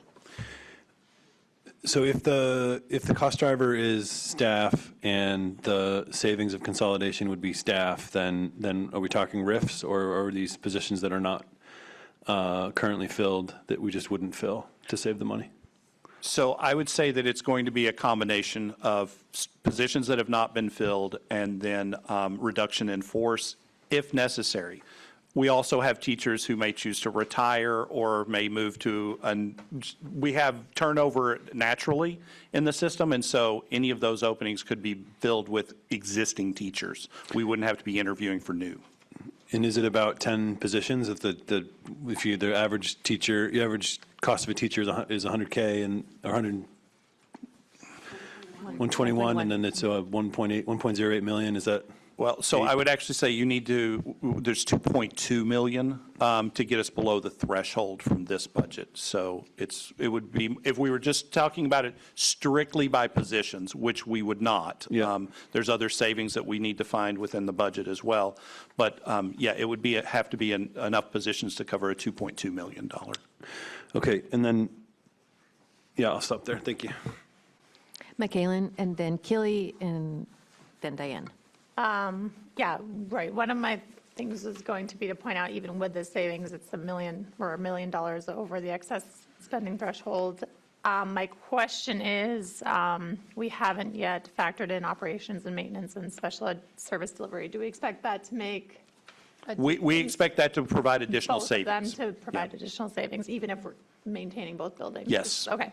And then my other just clarifying question is, where does the 56-44% split come from? That was us trying to see, can we give as large a percentage as possible to the schools themselves as opposed to centralized services. It was an arbitrary split, and I just pretty much told Suzanne, this is where I'd like to have it. Is that comparable to other districts across the state? Michaelan, currently, we do more like a 54-46 the other way. So more to the 54 centralized. Yeah, districts? centralized services, but we were trying to give more to So the schools. this is more to the schools, and okay. Put more. And how does that compare statewide? I don't know. I don't know that schools necessarily do it this way, and so Yeah. it's hard to compare. In our group meetings, we're one of the few that are allocating this way, so. Okay, thank you. I'm just curious, so what do we lose if we shift those resources away from district-wide services? Well, there were other questions. Yeah, We'll get- sorry. Daniel, can we just wait Yeah, for a minute? Killy? Oh, It's okay. More relevant. Okay, go. It's okay, it's okay. I think what you're seeing here, going over the excess spending and not hitting our financial goal, is the fact that we couldn't identify the way to make that really work.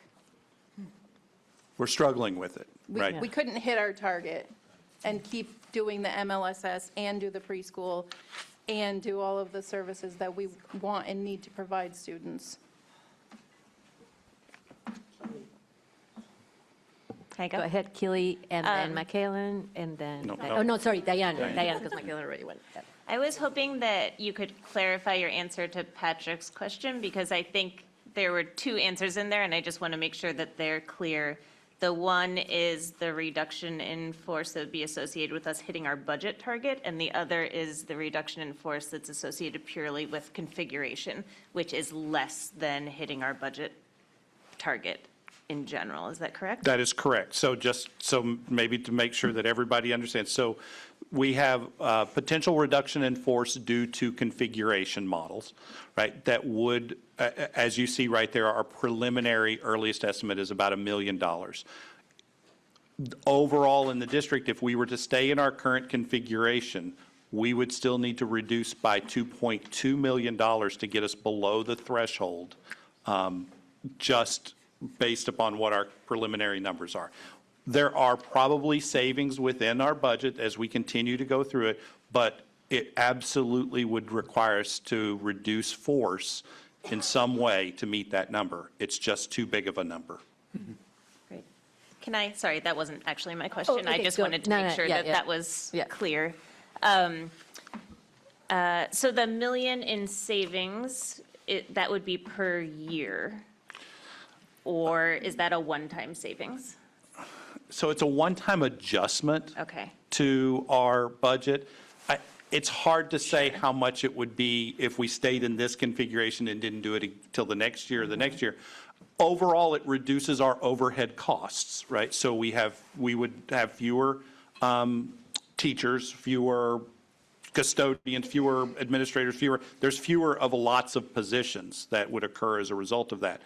It would just reduce our overhead over the long term. It's not every year we would be saving another million and another million. So. Thanks. No, go ahead. Ms. Curtis? So just a couple of questions. So we see the preliminary savings ideas, which then pops up some other questions. But then there's nothing in here about moving sixth grade. And so if that is one of the ideas being floated, what's the cost or what's the savings?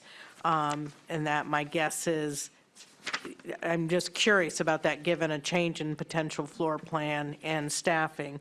The other thing about preschool is, while it is an increase in expense, there's also potentially some savings there if students are coming. And so that calculation coming in. And then when you're asking about what we as a board need to see, for me, if we are saying 2 million is potentially translating into staffing cuts, I need to have guidance around what those parameters are equitably across positions, not just teaching and direct. Correct. Understood. And what the board would see is an update to that staffing chart to show where those reductions would be across the entire district. So that would be the comparison tool that the board would have for that. Can I just speak to the preschool piece, though? What we've calculated in here is our maximum ability of students to have, and that's within our district. So we're not going to receive additional revenue because we'll be doing our students. And we won't be able to have all of our students, so there's still an expense of some of our students going to Act 166 selections calculated in here, although it is a reduction already figured into that number. Chris, go ahead. Yep. Stephen? Didn't answer the sixth grade question, which is Oh. easy. Well, yeah. Oh, yeah. So, yes, thank you. This is that chicken and egg question that we had. So our proposal, and we'll go more in depth in this during the configuration, is to first move all of the students, elementary, so combine up all the way through sixth grade. So, and then the following year, move to the sixth grade model, sixth through eighth grade model at U32. So we wouldn't actually see it in this budget if we follow that configuration. And we'll talk more about that in the configuration discussion. Could you expand a little bit about the cohort too? Yeah, can I? Or are you going to wait? Yeah, can we do that in configuration? Okay. Yeah, thank you. So Go ahead, Chris. how many positions are currently vacant that are included in this budget? And what types are they? Just because they have, I heard you say that there's positions that are vacant that are still included in this budget, is what I thought I heard you say. I would say that reductions sometimes come from people leaving positions. Yeah. And that, I think, was what I was trying to say. I'm not sure that we have hardly any, do we have a few? So there's, off the top of my head, Chris, I can think of 5 that we're adding in here. Yep. Because of those staffing needs, we had to add 5. Okay, So that- those would be eliminated. And then I would just want to double check and see if there were any others. But those are the 5 that I can think of off the top of my head. Okay, and back of the envelope, in terms of any reduction in special ed costs based on service delivery, do you folks have a sense of what that potential savings might be? Again, back of the envelope. Not yet. That's one of our next big pieces, is looking at what the service delivery models might be allowing us to do. I would not count on significant, major decreases in the first year. That's something that will probably come over a couple of years simply because of the changes in needs, changes in locations. Okay. I think the benefit there, Chris, is how the services are delivered for students is better. And it's less about savings when it comes to special ed service delivery. I just want to put that out there. The conversations have been about how much greater it would be for these students to receive services in a different way if we were configured differently. And we'll talk about that some with the configuration piece as well. Thank you. Ursula? I just wanted to clarify on one of the slides, because you talked about potentially losing federal funds and Title IV was brought up. Was an estimate for what we might not be getting, that sounds awkward, but was there an estimate for that loss in this budget? I Or can are get the number, yes, we But estimated it was amount. part of this, Yeah, yeah. and Okay. Medicaid also, yeah. Patrick, Keely, Daniel. I noticed that there's a 200K increase in health services salaries. Is that an additional school nurses? Absolutely. And Absolutely. Yeah, thank you. Multiple schools, yes. Keely? I was surprised to see that our revenues increase. Can you talk about that? Yeah, so special ed has an excess spending threshold where students whose services cost above $68,000, we get additional revenue from the state of Vermont for those students. And those expenses have increased, so the revenues have also increased. Daniel? With a reconfiguration process, I'm curious if there would be new capital improvements anticipated in the first year. Also, would we anticipate creating some kind of transition budget in terms of staff and resources going to the transition planning process? And also, the last one's asked and answered, but I was just curious about those. I would say that, yes, there will be some, I mean, I can't imagine there wouldn't be expenses associated with any kind of transition. And we will build that into the budget as we see. I know one of the things that I've heard from board members is the possibly having a person that can help do that transition process. There's multiple ways for us to think about how that could be done, whether we include it in the budget or we do it as maybe a one-time from the capital or from the fund balance. We have different options, I think, that we could explore for a position like that. And then, yeah, with the elementary schools, any obvious capital improvements to any of those? Not really. The one thing that our district really does have is it has an abundance of space in our schools. And so this is, because of the declining enrollment, we do have the space. Thanks. Thank you.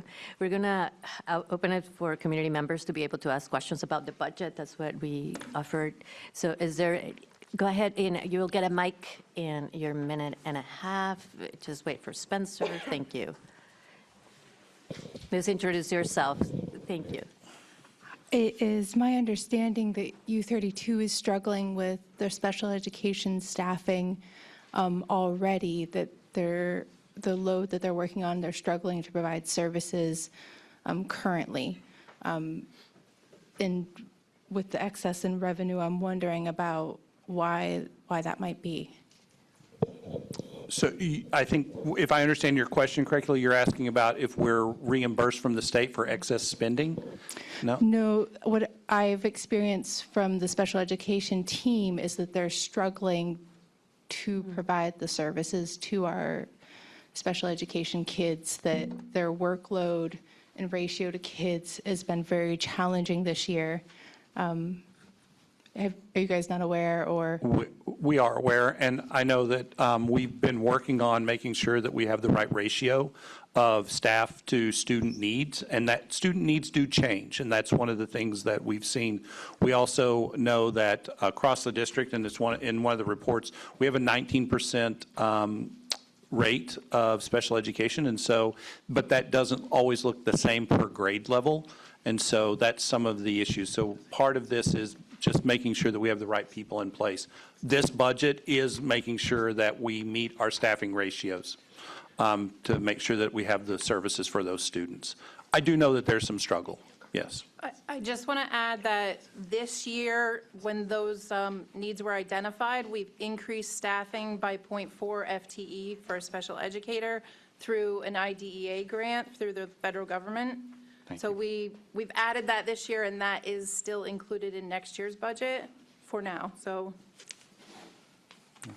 Thank you for that question. We have one hand online too. Laura Lee, if I said that right. Go ahead and yeah, can you hear me okay? Yes. Okay.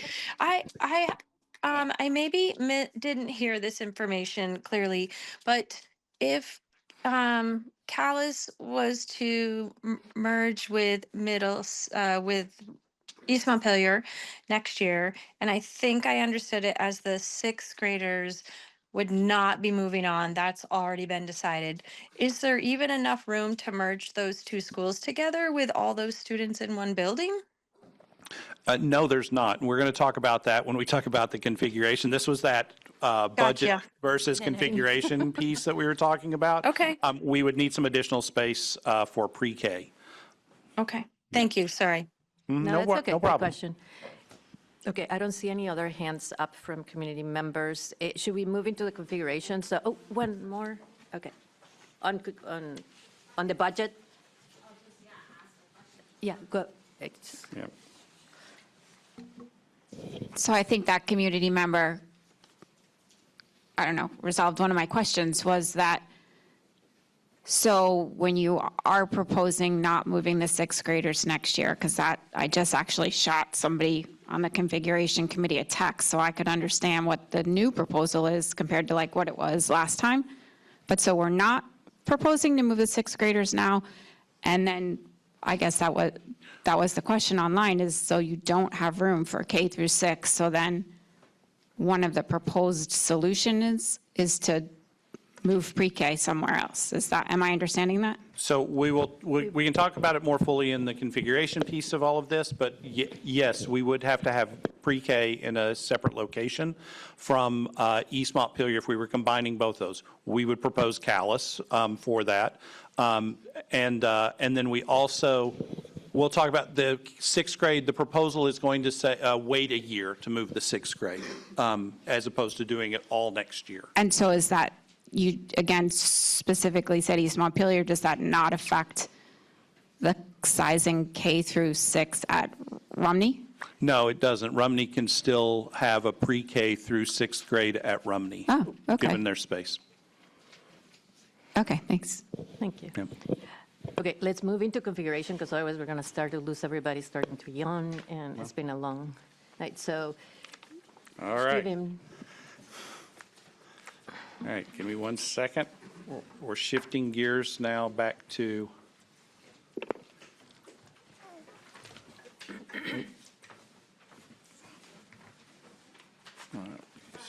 Sorry to bother you, but just the cross-country team, we want to do this now, so we didn't forget or anything, but this is our B-22, like, application thingy. It's signed by everybody on the team that's coming up with me right now, and we just wanted to give it to you now so that it's done.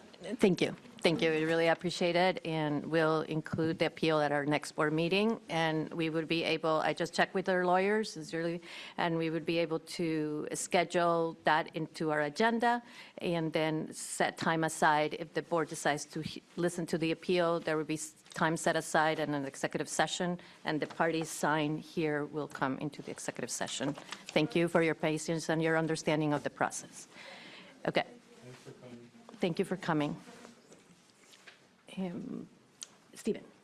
Yes. Okay, so, Chris, I think this might be the egg part of our presentation. I'm not sure. And so this is us talking about more around what is our configuration and how do we actualize it, our strategic vision through our configuration process. And so this is our presentation for a vision for our future configuration. Hopefully, it shows that we can meet our mission and provide educational excellence and equity for all of our students. And it gives us also an opportunity to reimagine some of our school culture and some of the ways that we think about our programming through community schools framework. And so the goals of our strategic plan are what helped us build our model for this. So we really want to make sure that we follow along with making sure that students have a rigorous and curriculum instruction, that they have well-being, that there's humanity, justice, community, and belonging. And as you saw in the budget presentation, we have some pretty critical challenges right now that's associated with this. It was in the original packet. It was in the transition packet, is where this one was. My apologies for, yeah. And there may be extras over to the side. We got it. Sorry about, I tried to bring some extra copies. All right, so This is just a reminder, we've talked about our goals before in our strategic plan. I'm not going to spend too much time on that. So the proposed model is for the configuration is that next fiscal year 27, the budget year that we're working on, we would consolidate our 5 elementary schools into 3 sustainable K-6 sites. We're specifically saying K-6, but we would also want to say that pre-K at Berlin, pre-K at Middlesex, there's space for. There is not sufficient space for us to have pre-K at East Montpelier with the 6th grade there. Our proposal, and not fully put together, is how would that program look at Calais? So we still have some transportation questions, some facility questions, some other pieces that we need to answer there. We want to recognize that. Then we would transition to 6 through 8 middle school in fiscal year 28. That's the 2027-28 school year. This gives us an opportunity for several things to happen, for our teachers to get some additional training in building a stronger middle school model. It also would allow us to bring 2 cohorts of kids together. So when you think about our 5 schools consolidating into 3, we automatically create a little bit larger cohorts of kids in 2 of those schools. Berlin wouldn't, but the other 2 schools would have larger cohorts. And then we could work on a transition across the entire year that would take the 5th and 6th graders and move them to 6th and 7th grade together, so that they really were beginning to create an identity prior to coming, and then they would be the predominant size of the middle school. The 8th graders we would have to do some work with to get all those new kids in, but we could build up their leadership skills. Amy's ready for it. And so we can build up those leadership skills, but we can also bring it as a full cohort of kids. And that just gives us some time to develop the programs a little more fully for us. So that's the proposal that we're kind of putting forward now. What this is really trying to answer is systemic challenges within our system. You saw the budgetary challenges within the system, but we also have some systemic challenges of inconsistent program delivery, some staffing inefficiencies, and we have reactive structures. One of the things that I would point out is in this elementary classroom configuration document that I provided to you, we went back to last year, then have this year, have the proposed for 5 elementary schools and the proposed for 3 in here. Everywhere you see a highlight, that is where we did not meet our class size policy, essentially. And so you can see there are challenges, and you also can see that there aren't consistent structures in most of our schools, right? There isn't one year there's a 2nd grade, the next year there's a 2-3 class, and then the next year there's a 3-4 class. That makes curriculum development, that makes curriculum delivery extremely difficult, and it creates a hardship sometimes for our teachers in doing that programming. Those are systemic challenges to the way that we're organized right now. We can mitigate some of that in this model by having, and you can see the proposed 5-school model versus the 3. East Montpelier is actually your best example of some of the problematic pieces of that, where you see 3 1-2 classes, 3 3-4 classes, and 3 5-6 classes. That configuration makes it difficult to teach straight grade level math and reading without adding in an additional teacher, interventionist, somebody that can help do that work, because kids can't be split. It also creates problematic allied arts issues. So there's no way that all 3 of those teachers can be free at the same time easily so that they could collaborate. Because you only have so many allied arts teachers to be able to give those teachers that planning period where they could work together. It's just a problematic structure. It's not one that we can't overcome, but I think what you see in the budget conversation is to overcome that, it costs. And so that's what you're looking at when you're looking at those additional costs, and that's what you see in the systemic challenges. Here's what we would hope for in our benefits which is consistent, high-quality programs. So guaranteeing our core instruction so that all students receive intentional and consistent delivery of our baseline programming. Universal allied arts access, so eliminating the difficulty of our allied arts teacher being spread thin. I'll come back to this, is that we're not necessarily calling for full-time allied arts at every one of our schools, simply because the schools are not that big still and would need that a music teacher for a full week. But we can certainly make sure that people like our art teacher aren't in 4 buildings, but instead maybe 2 or 1 in the programs that we look like. We do include in this enhanced student supports, so making sure that we have full-time school nurse, school counselor, and librarian. Chris had asked this at our configuration meeting. Is that guaranteed? Yes. That is what we hear from our community. That is what we're building into our modeling. Having those services full-time within the school as a 5 model is what you see in some of those budget increases, because there was an increase in those areas, in those support services in that budget to meet our needs.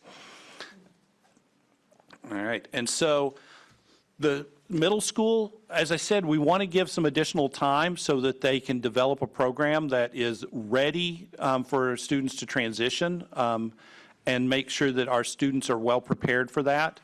It gives a greater access to co-curricular activities, a more diverse cohort of learners, and we can also work with our teachers to gain middle grades endorsements to teach at that level. We do not have a whole lot of teachers right now who have middle grade endorsement, but it gives us time, 2 summers, which gives us a way to start that, so that they can work together and they can get that, have that learning together and be able to be prepared for when the kids come. One of the things that we would say right now is that the staffing part of all of this is making sure that we create a way for teachers to express their interest in schools, grade levels, and all those things as we think about how we combine them. I know from what we saw in the data and what we've seen on surveys is that we want to make sure that kids have familiar adults if we combine schools. That's really important, and we want to make sure that we honor that in part of this process. That means that we have to create a very explicit staffing a protocol for how staff are going to both ask for and request the place that they want to go, and how we decide on where we place our staff. An example, we may have a 6th grade teacher right now. We can't assume that they want to be part of the 6-8 middle school. They may want to be a part of a K-5 elementary school. And so we want to make sure that we hear from our teachers in that process. We will work with the association to make sure that that process is done according to our contract, and that it's as fair and equitable as possible for us. I mean, that'll be our goal, and we will work together with the association to make sure that that happens. And then I would say that another foundational piece of this is making sure that we build our culture through the community school framework. This is something that we have started this year. We're seeing great success with our community school work, and we need to use the pillars of the community school framework, which are integrated student supports, expanded and enriched learning time. That is before and after school programming, summer programming during breaks. Making sure that we have active family and community engagement, and that we have collaborative leadership and practices, in making sure that we use what we already have started as the framework for how we continue this work in building communities and building new communities. And so that position that we have in community schools would be an integral part of this. I don't think it in and of itself is broad enough to be able to make all of this transition work, but can certainly inform parts of the transition as we do this work. And then we've also, and we shared this with the configuration committee, we have a transition framework that we're putting together. It is in its very earliest draft forms. Some of our community members have pointed out we have some mistakes in just the typing in it, which will get cleaned up, but it also will allow us to start developing a timeline, which is really important for this process to know when are we doing things, what are those things that we need to do, when will they happen, how will we communicate that. And the transition framework itself will talk about the phased implementation, have some dedicated leadership to it, early and often communication. This is one of those situations where Daniel will make sure that we communicate often, and that we have our staffing clarity, lots of student support, and then there's just the logistics of how do we combine schools, right? There's a lot of books that might need to be moved, a lot of supplies, things like that. There's some just general logistics that we'll have to make sure that we plan for. And then just want to reinforce in this vision of it is that we know that this is not just about efficiency. It can't just be about efficiency. It's got to be about more opportunities for our kids, the ability to maintain our educational structures, and certainly making sure that we have communities that feel like they're vital, heard, and a part of this process. But the key to why this needs to occur, in our opinion, is that we must shift from these systemic inconsistencies towards some sustained excellence and equity through our process. And so this vision, it's lofty.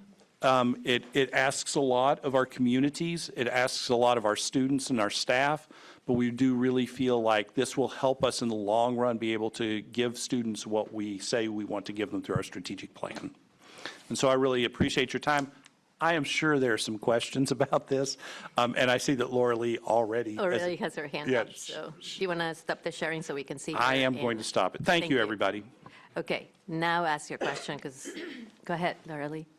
Yeah, I don't know if it's a question as much as a comment. Stephen, when I was listening to you deliver all of the information around the middle school and the thought and the work that's gone into it and the basis and such, I started to be able to understand and grasp that idea and feel like I can kind of envision how I can see that working.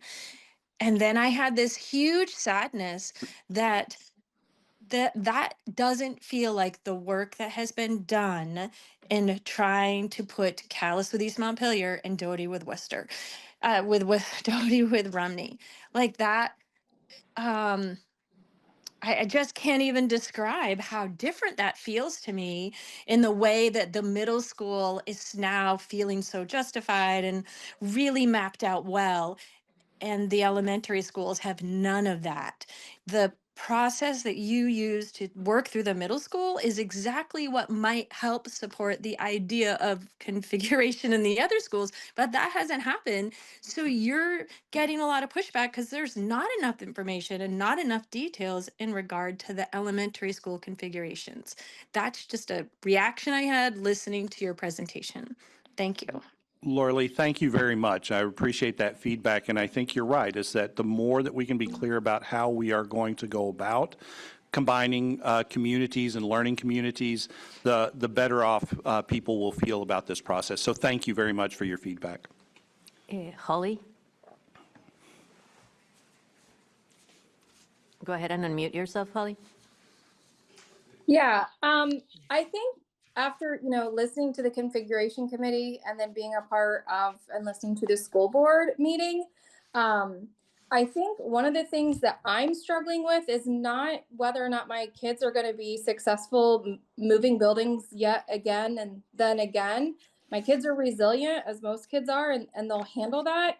I think what is getting me is it feels really hurtful when we keep talking about systemic inconsistencies and inefficiency. It makes me feel like, as a community member, like my kids aren't actually being educated, or they're missing out, or like my community school's failing them in some huge capacity. And therefore, we have to combine elementary buildings so that they can actually get an education. And that's not how our community feels about our elementaries. We feel like they're doing a good job educating our kids and that they do have access.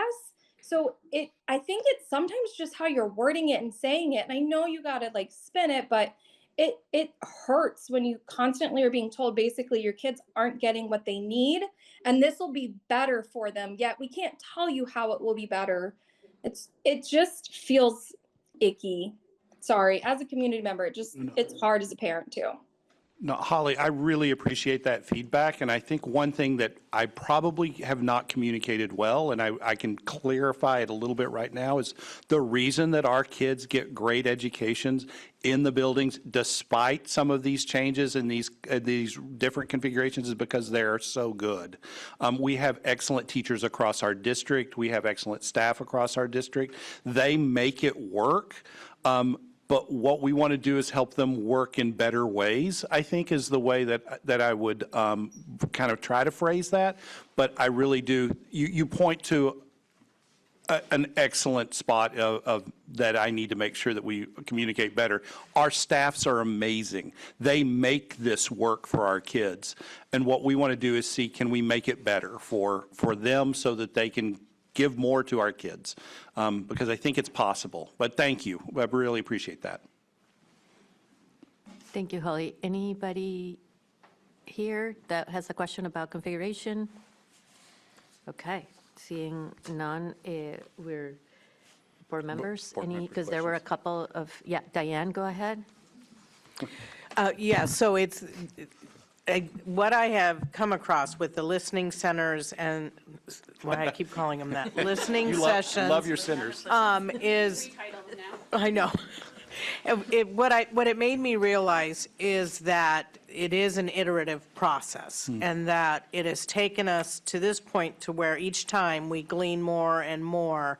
I still wonder about the timeline, though, and I really appreciate about the moving of sixth grade, that timeline. But I do wonder about the timeline and the ability of the communities of Worcester and of Calais to come together and to whenever this vote occurs, if they would have the opportunity to engage in a process of what does this mean. So doing the dreaming of what could our buildings look like or be used for, so that then they're not voting to close, they're voting for a potential. And yes, we have engaged in some ways with our communities, but I don't think we've empowered our communities that are most impacted in a way where they feel heard and validated. Yeah.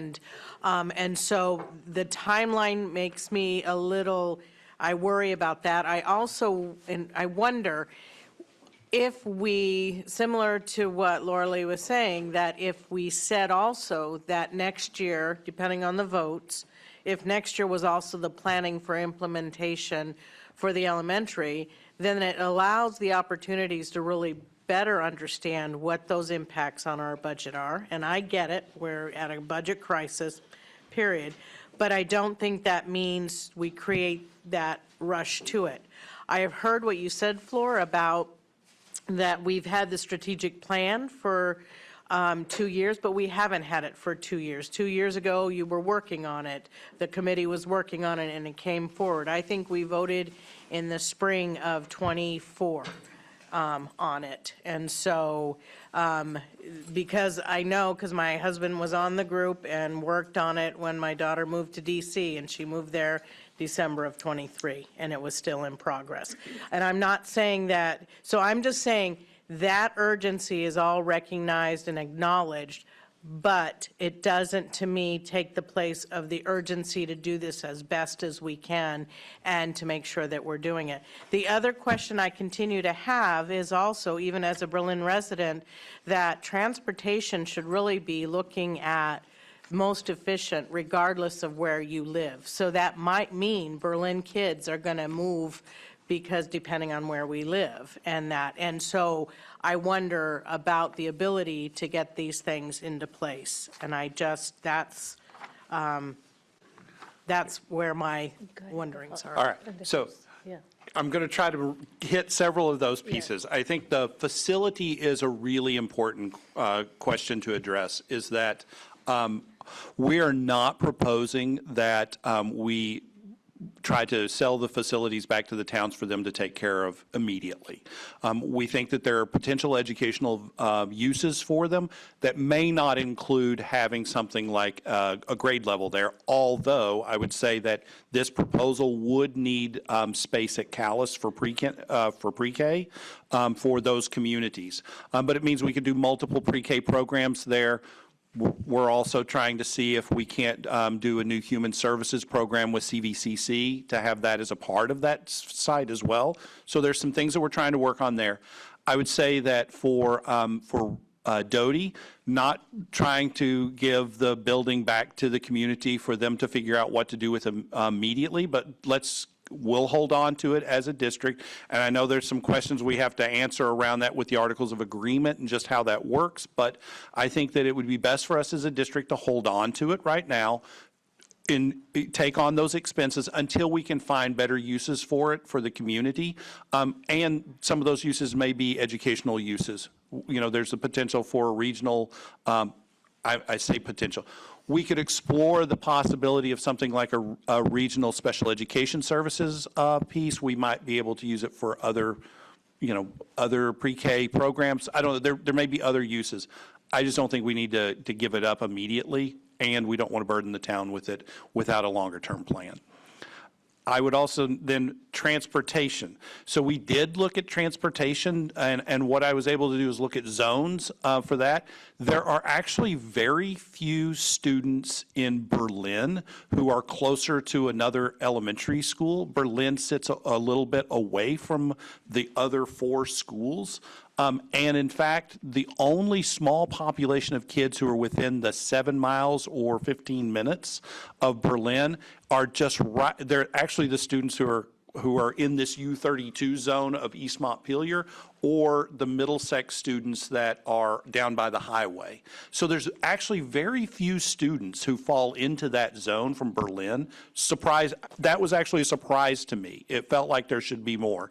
The overlaps in our district in transportation zones very much favors the Doty and Rumney. All the students that attend there right now are very much in an overlap zone, and all the students in Calais and East Montpelier are very much in an overlap with each other. And I would point you to our transportation synopsis that we put together as well, which shows you we do not have or estimate a very large change to any of the afternoon or morning bus rides for our students in a different configuration models. We would run different routes than we run now. And we've heard from the Doty community, the Worcester community as well, that says, hey, could we have a stop that was more centralized there at the school so that the kids who live in that area. And yeah, those are the things that we'll work through in the details. We run into an issue with transportation in that the longer rides tend to be kids who live at the furthest edges of our district, and we don't have a whole lot of students who actually ride the buses. So to reduce those times, what you would have to do is add a bus, but those buses would have fewer kids in them. So you would have buses that right now our buses average between 26 and 63% of the students who want service, right, who actually use the buses. And so anytime you split up buses now, you're going to be driving a bus with just a few kids in it. It's a hard balance for us to have. I just want to clarify, and then I'll give the floor up. So again, I think we're still applying the same lens to this work. So what I was suggesting, not that the expectation of the towns to take them over, but to engage the towns in the conversation of brainstorming around what this building would look like in your community. It doesn't mean that then you're saying, okay, once the vote happens, we send it. But again, I'm not sure how actively we have engaged our communities where those schools may potentially close in the dreaming process of because even what you're saying are wonderful creative ideas, but there are ideas of what to do with them without hearing those voices. And then two, about the transportation, it's more so looking at those zones and not even thinking towns, but does that make it more efficient And then where would, and I'm not saying we're doing this because we're not the Act 73 configuration group, but anyway, if you were to draw lines and create different maps, would it be more efficient? Would it look, and then where would those schools? So that's, I'm not even applying like the names of things, but just wondering about that, because if changes are going to be made now, it makes sense to make those changes now and that. So I'm just saying to kind of shift our lens a little bit too. Thank you. Thank you. Thank you, Diane. And I also want to remind the board that we have time set aside for us to talk about timeline and board during our board operations that is dedicated to both configuration and budget. I want to move into our student reports because our students have been so patient for them to be able to do the report. And then we are actually going to move right into board operations, which is the configuration committee and the budget. Are everybody okay with that? Okay. So, thank you, students, for being so patient with us. Go ahead. Hi. So I guess to start off the student report, we're gonna just go in chronological order, I guess, so on Sunday, October 5th, I believe it was 16, yep, we're right, sorry. 16 32 community members walked together to raise awareness for suicide prevention. Also in early October, I believe it was, we welcomed a group of around 15 students from Rostock, Germany, to our campus for the second time. Yeah, we'd also like to just give a congratulations to the U32 music teacher Ann Decker for being named Outstanding Educator of the Year by the Vermont Music Educators Association. Also, tomorrow, we have 10 Model UN students that will be leaving for a conference at Princeton University. Okay, and then, there you go. And then on November 6th at the MHS Auditorium, people watched a film called Can't Look Away, The Case Against Social Media. And students are encouraged to look at career opportunities and career pathways, and looking at the job board for working opportunities and emailing Lisa Semler for volunteering opportunities. And you would be able to the students would be able to contact Liza at lsemler@wcsu32.org. It should be 32, gosh, sorry. My brain, okay. So, dual enrollment signups at CCV are open. I bet they're open at the other providing colleges, like Norwich or UVM.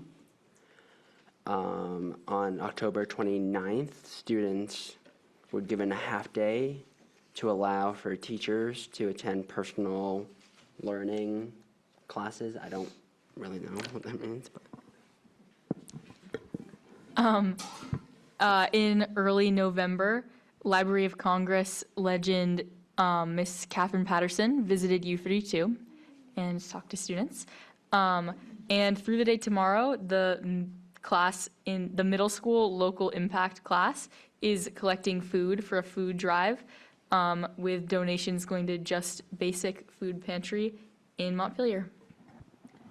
And then on November 8th, U32 hosted its annual craft fair, which helped raise money for the 8th grade students to go to DC.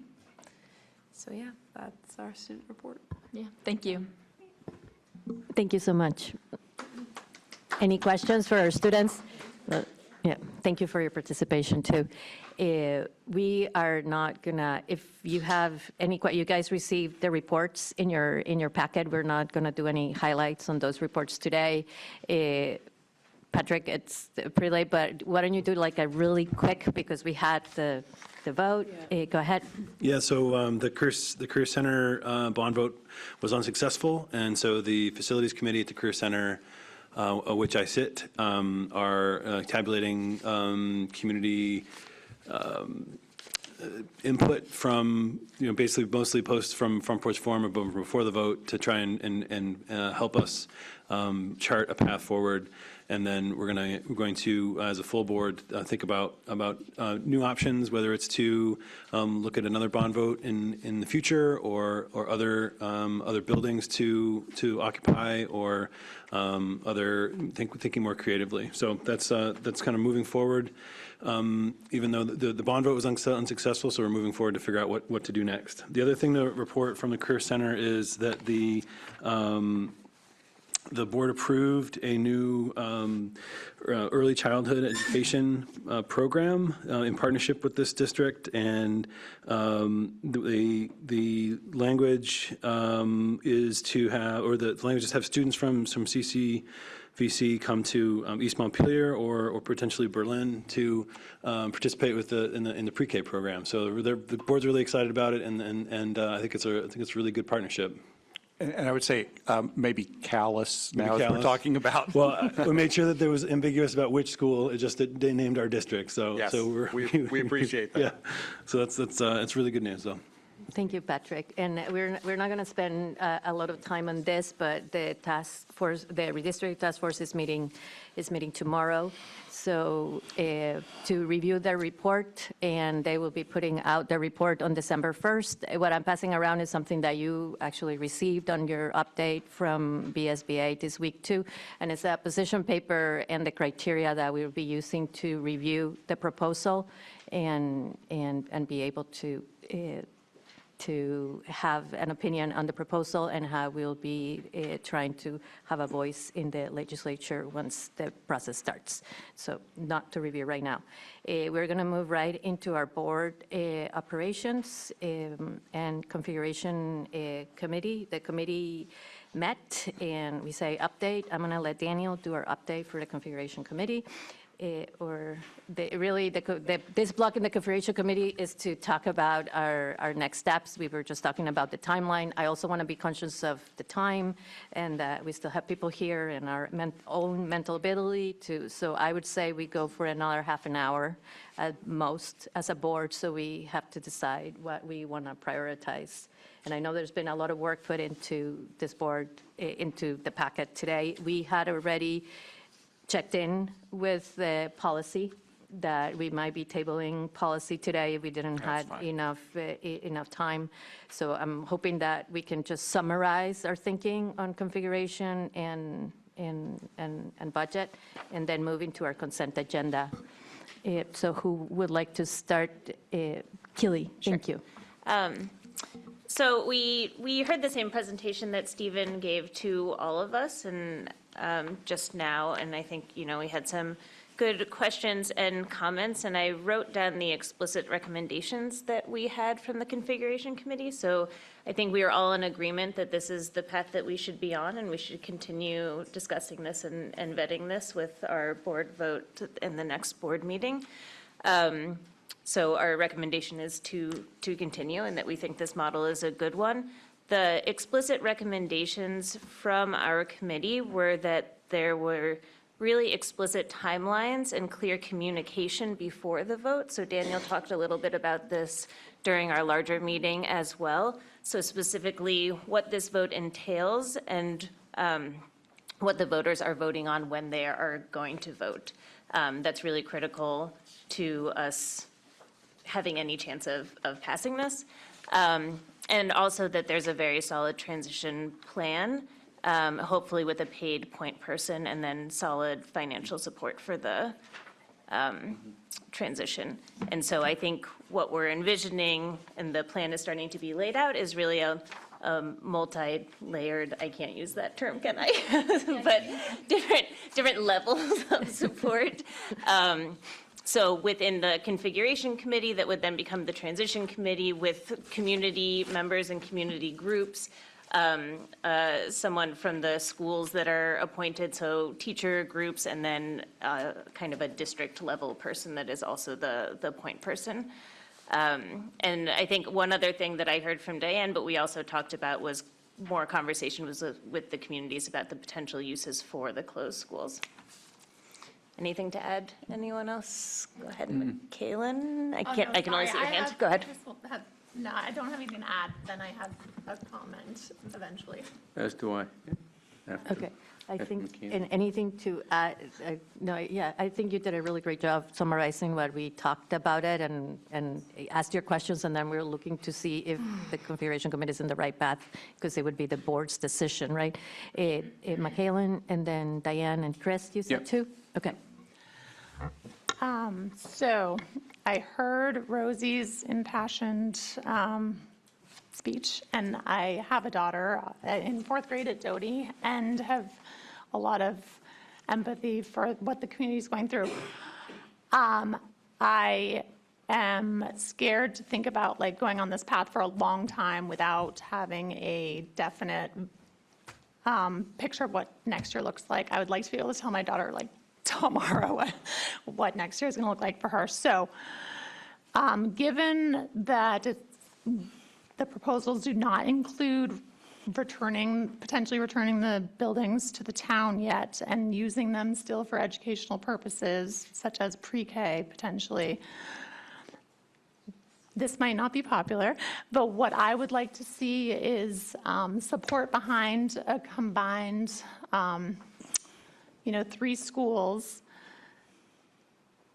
that we move forward, we commit to sooner rather than later, that would not hinge upon a vote, because we wouldn't be ceasing to use the schools next year for educational purposes. And that's not to circumvent the input of the community, that's for peace in the communities and moving forward. Thank you, Michaelan. Diane? Is that how I did it? Yeah, Diane, Chris, and then Patrick. So again, what I also heard at the end of the configuration committee was the more explicit information that can be out there so that people understand what it is we're discussing is going to be critical. Right now, our timeline ends in January with a vote. So whatever the timeline ends up being, it really needs to be explicitly put out there month by month by month that we follow. And I would strongly recommend that we have a point person that's hired to lead us, but that is somebody who has done this work before, who has helped schools to consolidate, combine, and join. And I currently do not think Jeannie is wonderful, but I'm not sure that that's where her expertise is. So, and I heard Shannon suggest somebody at one of the meetings, but anyway, so I think just the more transparent we can be, then the more trust we will build as well. Chris?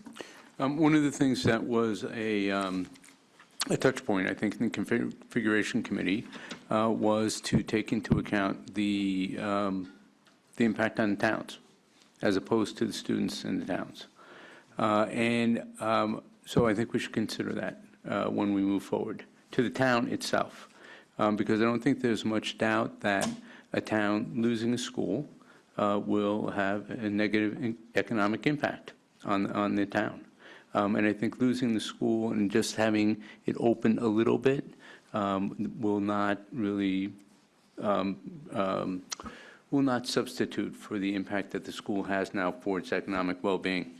I would propose that we not, if we're going to close the school, or if the town votes to close the school, because it's ultimately the town deciding to close the school, that we offer it to the town if they want it. They don't have to take it, but if they want it, we should offer it to the town. And I would also propose that we allocate money to help transition, that town transition, so they can use it for an economic or community purpose that will help them transition not only their students, we're helping transition the students, but help the town itself transition to a different place. Because losing the school, you're going to be in a different place. The community's going to be in a different place. We've heard over and over about how Doty and in Calais, where the school is very crucial and vital to the town. It's a community center, it's a social center, and I think we need to take that into account when we are moving forward. And we should not just dangle out that, oh, we may use the school for other educational purposes. If the town is interested, again, if the town's not interested, that's a different matter. But if it is, I think we should offer it to them and offer to help with transition to a different use that the town may seek to use it for. And Stephen, before you said about thinking of things that might be good for the town, I would say that's their decision as to what that use might be. It's the way you phrased it almost sounded a little bit like we can help you that way. But I think the town has enough resources in terms of their own community members and interests to really take hold of that. And I would hope we would do that because of the potential loss for the town as a community. Thanks. I'm assuming Daniel might respond to some of that, or, yeah, go ahead, Daniel. Oh, yeah, Patrick, sorry. yeah, I see some pretty major problems with trying to move forward with a reconfiguration without explicit town endorsement, and I don't think I could support that. I also have a fourth grader, and I also have a family who would love clarity sooner rather than later.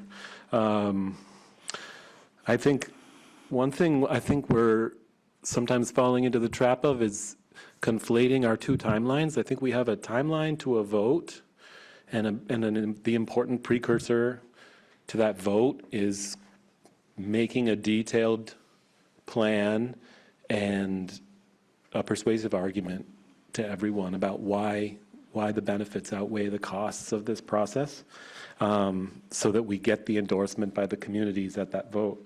And I think the other timeline is obviously related, but it's the timeline we practically need to roll this out as successfully as possible. And I understand that they're related, but I think we should be creative about thinking about them separately. And I have to say I'm intrigued by Diane's conception of like a full year to really think through how best to do this.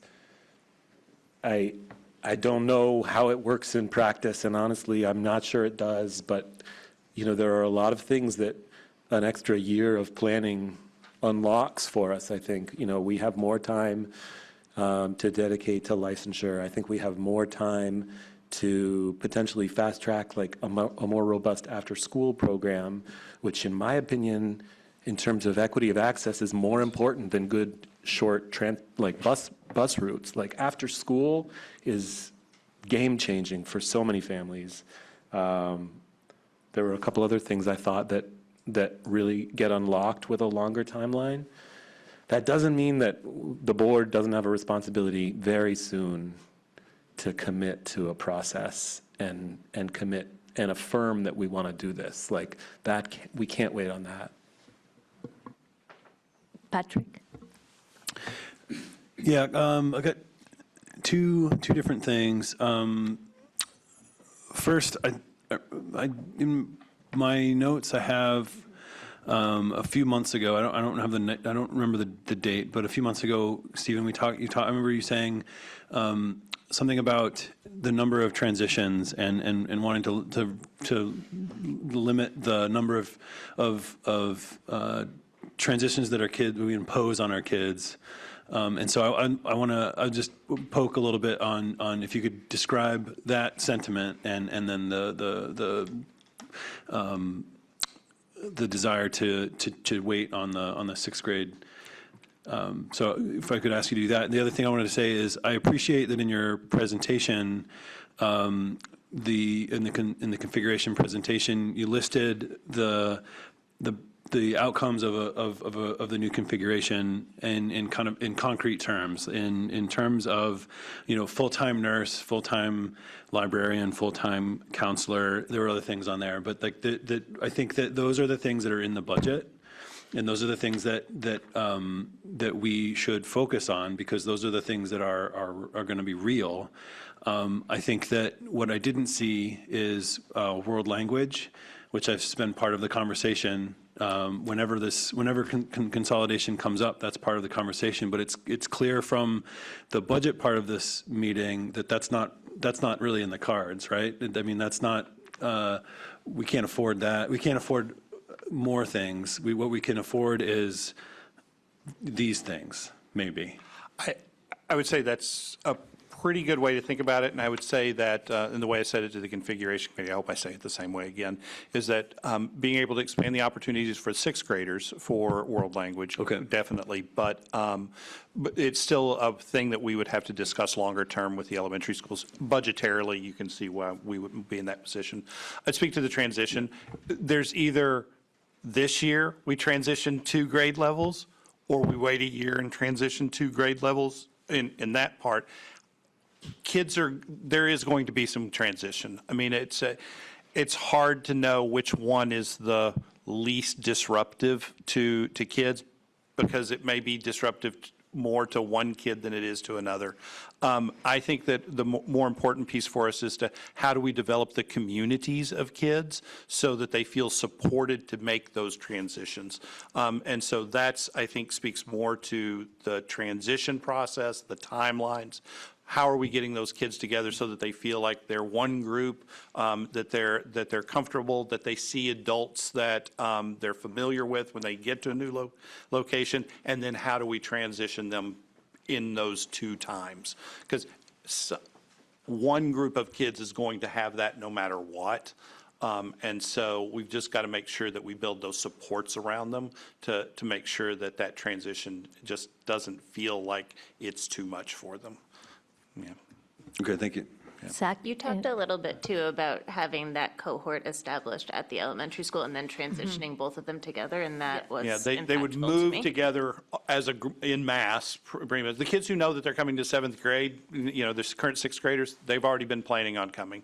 But moving the 2 schools together so that they've got a pretty good sizable cohort with them in that first year of transition to the elementary school, and then we can say, hey, 5th and 6th graders, now that you're here, let's start talking about how we prepare for that next transition to U32 to create a new middle school. Elizabeth? Okay, so I have 2 things to share, and I just want to say that I am not a talker, I'm a listener, so I'm going to do my best to share my thoughts and ideas. I just wanted to piggyback a little bit on what Holly Weiss said about the education that our children are getting. I have 2 children at Calais and a child at U32, and I can say unequivocally they receive an excellent education in our district. And I think that's really important. When it comes specifically to Calais, I have seen such incredible growth this year, not just in student population, but in community events, engagement, and just growth in general. It's a busy, happening place. And I think that's really important to acknowledge in this process, because it makes it hard for me to justify closure, and I'm sure folks from Doty feel similarly. My children are learning. They have, not my children in particular, but test scores at Calais are exceptional. Every single year, my children have had high-quality, exceptional teachers. I struggle with making such a significant change when I know they're doing so beautifully. So I just want to say that. The other thing that I'm thinking a lot about is I hear the full-time counselor, nursing, and librarian. What I worry about is that, yes, we might have a full-time counselor, but there will be more children, but no more additional counselors, if I'm understanding that correctly. Is that right? That is correct. Okay, so then when I think about full-time counselor in a school that has 200 students versus a school that has 100 students, it does impact instruction, it impacts engagement, it impacts a lot of things. And so to me, and you guys know this about me, mental health and behavior is a really, really important thing, because I have kiddos that are neurodivergent, and it's really important that we think about our children's mental health and we think about their social emotional development. I say this because we've now for 2 years done assessments on their social emotional well-being. And I worry that if we're doing these assessments and we're gathering data and we don't have a tangible way to, or maybe we do, and maybe that's my question, what is our tangible way to support the results of those surveys when we may not be hiring additional staff to support those needs? Thank you, Elizabeth. Do you have anything for that, or not? Oh, Just no, taking questions? There's a lot to that. Yeah. I mean, and no, that's we're okay. just And I taking think that notes, those but- are good. I think that that's something we have to think more deeply about and come back. Okay. I think that we've been thinking about it, and You- there are plans about it Yeah. in the works. They're just not fully ready to present here, but folks have been working on this. Jared and Alicia and Stephen and I have been working very closely. The leadership team together has worked closely. Caroline and Gillian and Stephen and I, everybody is working on this. It's just we don't have a product right now to bring. Yeah, and I appreciate you saying that, and I don't doubt that you all are working on it. And I say that because, again, my own personal experience is that our children's experience at Calais has been incredible. They've received social emotional support. They've received mental health support as needed. I think the bigger part when I think about it is how it relates to the budget. And so that, to me, is the bigger question that I have. Thank you. Okay. So I think we have given them a lot of feedback on the configuration. I'm going to move us into the budget discussion. Is there any more feedback for them on the budget? They're both intertwined, so I think they both go together. And if we give them anything else, I think the poor guys are going to fall over here. No, we need to But hear- you're we good? need- we need to Okay, hear from we the need more. board. Okay, so go ahead, Diane. So I know the move to U32 is not happening until the following year, but I do believe there would be expenses potentially because of licensure for teachers, because they're going to need to do it that year, potentially. And I would think that, I feel like I'm really close to you. I wonder if there are potentially structural changes, and I don't know if you all are thinking that way, but if so, that would also need to happen next year. So then, as you're doing the next iteration. Well, I can tell you that one of those, just off the top of my head, is that the cafeteria actually, and that's in our capital plan. And if we remember, we're having to delay it a year because of PCBs. And so that's also a little help for us, is not having the sixth grade come too quickly for just that. That wouldn't be a deal breaker. We can work around it. We have been working around it. But there are things like that that you're correct. Like, it would be nice to have. So in the next iteration. Yeah. Anything else? Killy?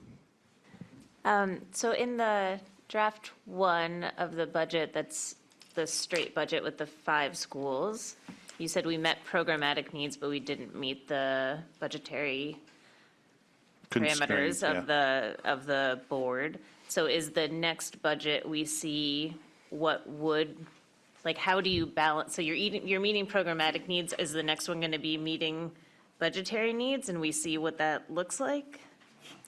Is that what the board would like to I guess see? you're asking that. That's why we. That's what we need. That's why they need Yeah. guidance on. Yeah. Can you use the mic? We got to turn it on. Almost too. a necessity to see what a 5% Yeah. or 6% looks like as opposed to a 13%. Well, it'll have to be 5% or we go over the threshold. Oh, it is, okay, Yeah. okay, yeah. Yeah. So see what that, Yeah, I mean, I think that would be really helpful in, Less than sorry. 5% to meet the Yes. threshold. I Yeah. mean, it's more than a $2 million cut, so that's $2 million worth of $125,000 per person, so Yeah, that's just 2.3. the basic math, like, Yeah. it's gonna be lots of people that need to be cut, because that's the bulk of our budget is people. Yeah. So is that what the board wants for a priority? Because if we cut people, that means we're going to be cutting programming. We're not gonna meet those programmatic needs that we've got for that side. So I think we're looking for more guidance on, are we looking to be creative and focus on that budget parameter? Or are we looking to sacrifice our programmatic needs for our budgetary needs. Thank you for doing that, Suzanne. I see Patrick had his hand up, and go ahead. and Yeah, then just I'll- a clarifying question. Could you explain, you said we get taxed twice if we're over the threshold. Can you just explain what happens if we have a budget that's too big?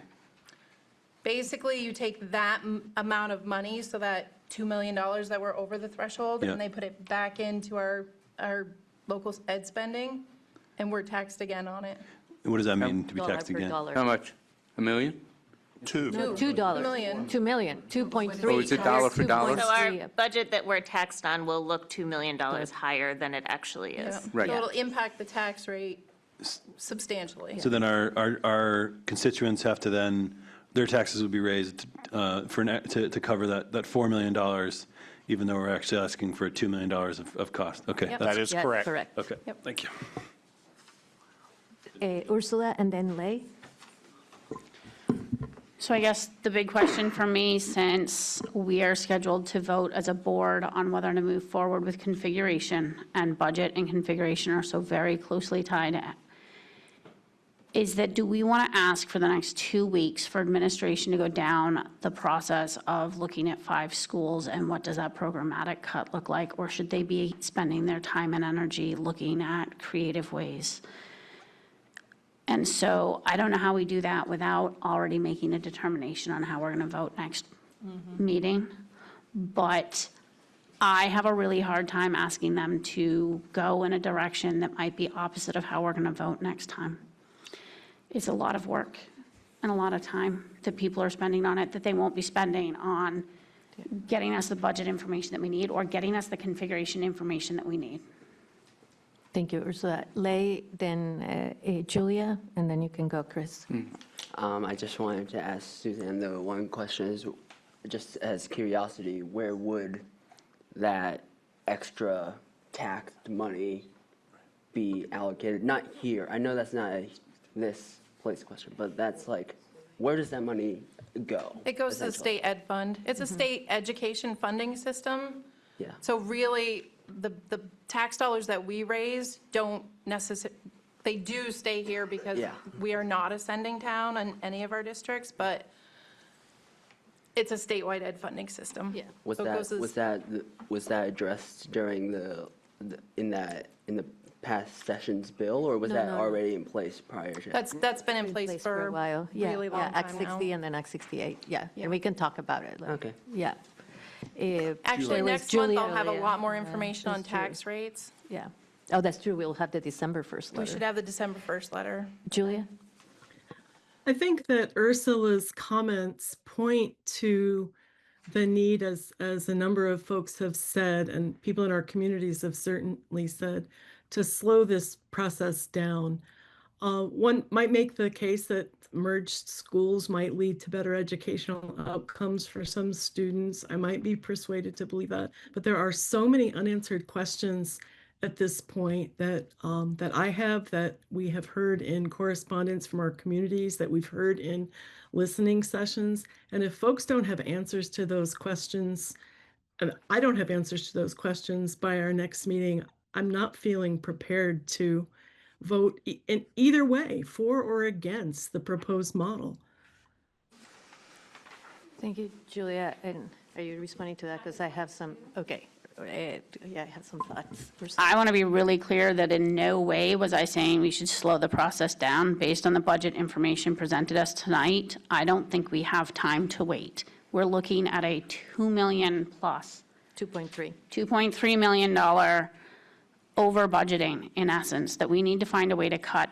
And if we can't come up with a way to cut it in a creative way, that likely means closing the schools, which we have been talking about since I've been on the board. We have been Ursula, approaching just it, and what? Sorry, you finished. I didn't Reclaiming my mean to time. interrupt. Sorry. So we've been talking about this every year since I joined the board. And every year we said, well, maybe we should wait one more year. Maybe we need one more year of time. And we are at the point that we are now out of time. We've been out of time, but we are really out of time. We're looking at a budget that's $2.3 million more than we can afford. It's going to tax double on that extra amount. we need to do something. We need to do it sooner rather than later. At no point was I thinking we should wait a year. I'd just Daniel. like to clarify the fact that I didn't think that you intended that. Your comment made me think of what I said. That's all. Thanks, Julia. Daniel and then Zach. Oh, sorry, Chris, were you? You forgot about Go, before. Chris. It's okay. I'm no I longer don't know. memorable to You you. can wait. Daniel, go.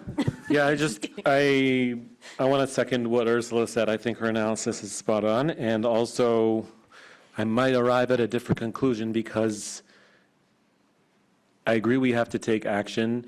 And also, if we jump the gun on a community vote and lose that vote, we're all right back where we started.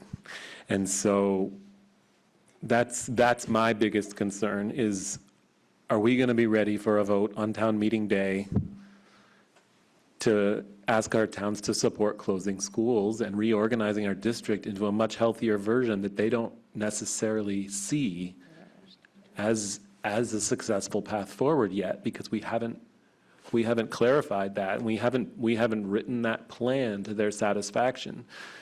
I think that's a huge question. I mean, a lot of us have been immersed in this for 24 months or more and have an idea of how it could be a successful reconfiguration, but I get it. I get that people out there don't necessarily see that vision yet, and we made a ton of progress. I should say the district gave us a ton of substance to that plan tonight, and I'm still processing a lot of it, but it's not there, and I don't think Stephen would say it's there yet either. Like, so it's a leap of faith to say, yes, we want to move forward with configuration. Yes, we want to move forward with a vote on town meeting day, asking our towns to support that. So that's where I am in terms of my internal debate. Chris, and then Michaelan.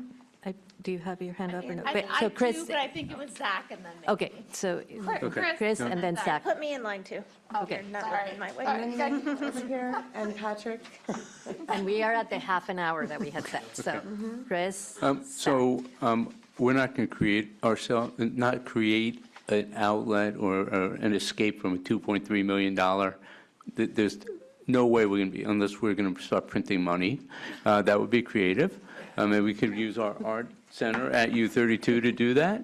But it's, and to not have that budget information for our constituents, it potentially could convince some that consolidation is a way to go. But you have to have the numbers there too and say, this is what it would look like if we had to cut, but be genuine about it, in terms of saying, we try to do all these other things, save as much as we can, but there's going to be a significant cut if we don't do something. The cut in services is what I mean, in programs. Because I don't see community supporting essentially a $4 million boost in our budget, half of which we will not get the benefit of, as much as we love our other communities. So I think we need both budgets, even though it would be more work. I think the information is needed to move forward. Yeah. I would also just add into this conversation that we have not seen the yield yet on the December 1st letter, and let me just say that we're not looking forward to seeing this letter from the rumors that we're hearing about the state. And just as a reminder, a lower yield means higher taxes. And the state has bought down taxes for the last 2 years, and there's no indication that they'll buy them down again. So that means that there's a shortfall that will have to be made up with that. So I'm not trying to be a doomsday person, but I will say that the yield will also be a big factor in what happens with our budget. Zach. Yeah, so I initially put my hand up to build on Ursula's comment, then a couple of the intervening comments I think also were related. So I think on the fact that we've been talking about this for a while and the need to move fast, I think we also need to think about the enrollment numbers and think about what that's meaning for how we're actually structured right now. I talked a couple of days ago, and then again this morning, talked to a friend who has 2 kids in Calais, one who's going to be going into kindergarten, and the other who will be in 4th grade next year. And she was real upset with the sort of what looks like the proposal for having kindergarten split, really with her kids being in both places. And actually, she was agnostic about it, saying if I could send both my kids to EMES, she would have been fine with that. It wasn't about that piece, but the split being bad. And I said to her, I hear you, and I will probably support this as what I think is the least bad option. But I don't like choosing the least bad option. And we've got other, if we do try to reconfigure, we've got options that aren't that. And so I think it's not, it's both this budget train is heading for us at the same time that we have some configurations in the default system that are pretty tough and that I think we could do better than. Keely had asked for time, and then you can go, Michaelan. Yeah. I know that it is a lot of work to make a budget with the only 5% or almost 5% thing. I think that that's the only way that we are going to pass this vote is by showing that we are not in a status quo scenario anymore. I truly feel with the people that said that their kids are getting excellent educations at Doty and Calais, and I know that's the truth. And I also know that things are shifting, and that doesn't have any sort of reflection on what has been done in the past, and the amazing work and the amazing education those kids have been receiving. But right now, we're in a situation where I think a lot of programming is going to be cut, and I think we need to make that tangible for the board and for the community members to see, to say, it's not status quo or configuration, it's cuts in programming or configuration. And this is the only way that we can see it going forward, because that's the reality. And I know we want to make this all positive, and I do think there are extra opportunities. Like Berlin just went from a part-time librarian to a full-time librarian, and the effect has been amazing. We have like library nights now. They've reconfigured the entire library. They can bring home as many books as they want. So like that stuff does matter. And I would not have said that library was terrible before, but it's better now. But that's also not, we're not going from status quo to a new thing. We're going from a budgetary crisis to a new thing that could potentially be really awesome too. So Suzanne, yes, Michaelan, sorry. Go. I'll be super quick, but I will say, yes, that I do think it's important to the communities, and people have been asking for it, to have next time, ideally, to look at like the 3-school model, and then what the cuts would look like with a 5 elementary school model to get us below that threshold. So just putting my vote for that. And then I guess now I'm confused, because if there's going to be pre-K potentially run at Calais next year, there won't be a vote in Calais, correct? Because the vote, sorry, I just want to clarify, the vote, the town vote is only if we're actually closing educational pre-K through 6 programming at this school. Correct? Correct. Correct. No, it's pre, I mean, if pre-K. these are the correct articles, it's pre-K. Yeah, pre-K. So I think that needs to be very clear if we're actually now not talking about a vote in Calais. It'll be up to the board to decide how they want to approach that. Okay. But like, we wouldn't vote to close the school if we're going to have a pre-K in Calais, correct? Correct, but I think that politically, we're talking about moving all the other students. There needs to be some kind, I don't know what that looks like, or that's the board's decision to make as to how you want to communicate with the community that you are only going to have 1 grade level in that school. It doesn't require a board vote, or it doesn't require a town vote to do that. But I think Daniel even talked about it. Like, I think it's just politically difficult to say that that's what you're going to do. I don't know how we address it yet. Elizabeth, and then Patrick. I'm hoping my question will be really easy. It's for you, Suzanne.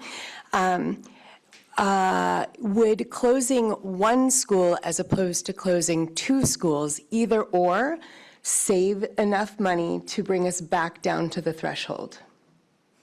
No, okay. No.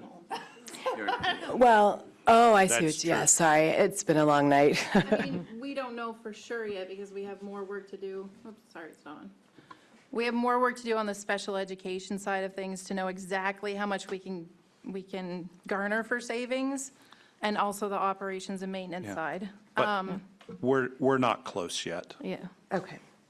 And so, because it's getting late, and there's a lot of other things that we have on the agenda. So can I try to just summarize for a minute? So I think what we're telling them is that, so that they have solid guidance, what we're telling them is that they're going to come back to us on December 3rd with a budget that includes the 5 schools under, way lower to 5%, which could be even lower because they will by then have the December 1st letter, which would come 2 days before the meeting, which is kind of like stressful just thinking about it. I love you, Flor. I'm sorry, but it's like, I just putting it all out there. So that's what we're telling them to do. And that might include cutting and programming, but we want the truth, but are we allowing them to be creative while they do that budget too? Yes, We're still- I would suggest that we have them use the current estimate of yield and then tell us on December 3rd what the potential cut would be? No, you guys No. can do the Not math? the yield. Oh, We won't. No. we won't No, have I'm that. saying like whatever you're estimating it based on now, and then No, because say. right now they will No. just do the budget. Okay, Yeah, we don't estimate it okay, based on never mind. anything. Yeah. Okay, Yeah. okay, never mind. I'll And then, stop talking. and then we're also asking them to bring us the budget in the three multi-town schools, right? I can guarantee we will not have that for December 3rd. That requires a lot of administrators to finish up some work that they're currently working on, and that requires their meeting time, and they're all very busy, and there's a Thanksgiving holiday. We will not have that by December 3rd. So then, should we have it, We've suggested to the board that we have a have meeting add-in- the following week, December 10th. For, if you are, this is the timeline that we've talked about before, but the board would need to vote. We work backwards from when do you need to warn the budget vote for town meeting. If you want the communities to weigh in before you have to vote on a budget, then you would have to have the communities voting on January 13th. To get on the January 13th ballot, you would need to have a motion or you would have to have a board vote by December 12th, but I would say the 10th is your drop dead date to have that. If you don't have a vote in the board by December 12th, that means that the community would not be voting on whatever, if you were sending it to them, would not be voting by January 13th, which means you would be voting on a budget on January 20th, right? I'm losing dates. 21st is when we 21st. need 21st, January. Yeah, but Yeah. if you're voting on a budget in your second meeting in January, that you send to the towns for town meeting day. So it's a tight timeline, we understand that, but that's the reality of what do you as a board want to vote for to send to the community? If you do not have an answer about configurations from your communities, I don't know how to advise you on what kind of budget you should vote for. Okay. So, So we're asking for December 10th board meeting is what we're really yeah, asking. so we'll include, Is that instead of December 3rd? No, in addition. in addition. Nice try. The board is having to absorb a tremendous amount of information. If we can split it up just a little bit for you, that would be helpful, I think, to you and to the community. I'm not going to make huge promises right this second, but it may give us the opportunity to bring you a more thorough timeline around configuration, answer some of those questions on December 3rd, get some additional community feedback, and then be able to bring you the budgets on December 10th. So the budgets that you would be bringing on a configured 3 elementary school budget would be a budget. Can use the mic. Would be a budget for the entire district, not just those 3 schools. absolutely. Yeah, that's what we Okay, just said. okay, Yeah, just yeah. make sure. Yeah. And is it accurate that even with the configured budget, there would need to be cuts? Because based on the savings that we talked about, we only about $1 million in savings, not yet taking into account special ed and things like that. So we'd still need to see what cuts are potentially on the table. And one of them may be like the pre-K expansion. Right, That that was $500,000. $500,000.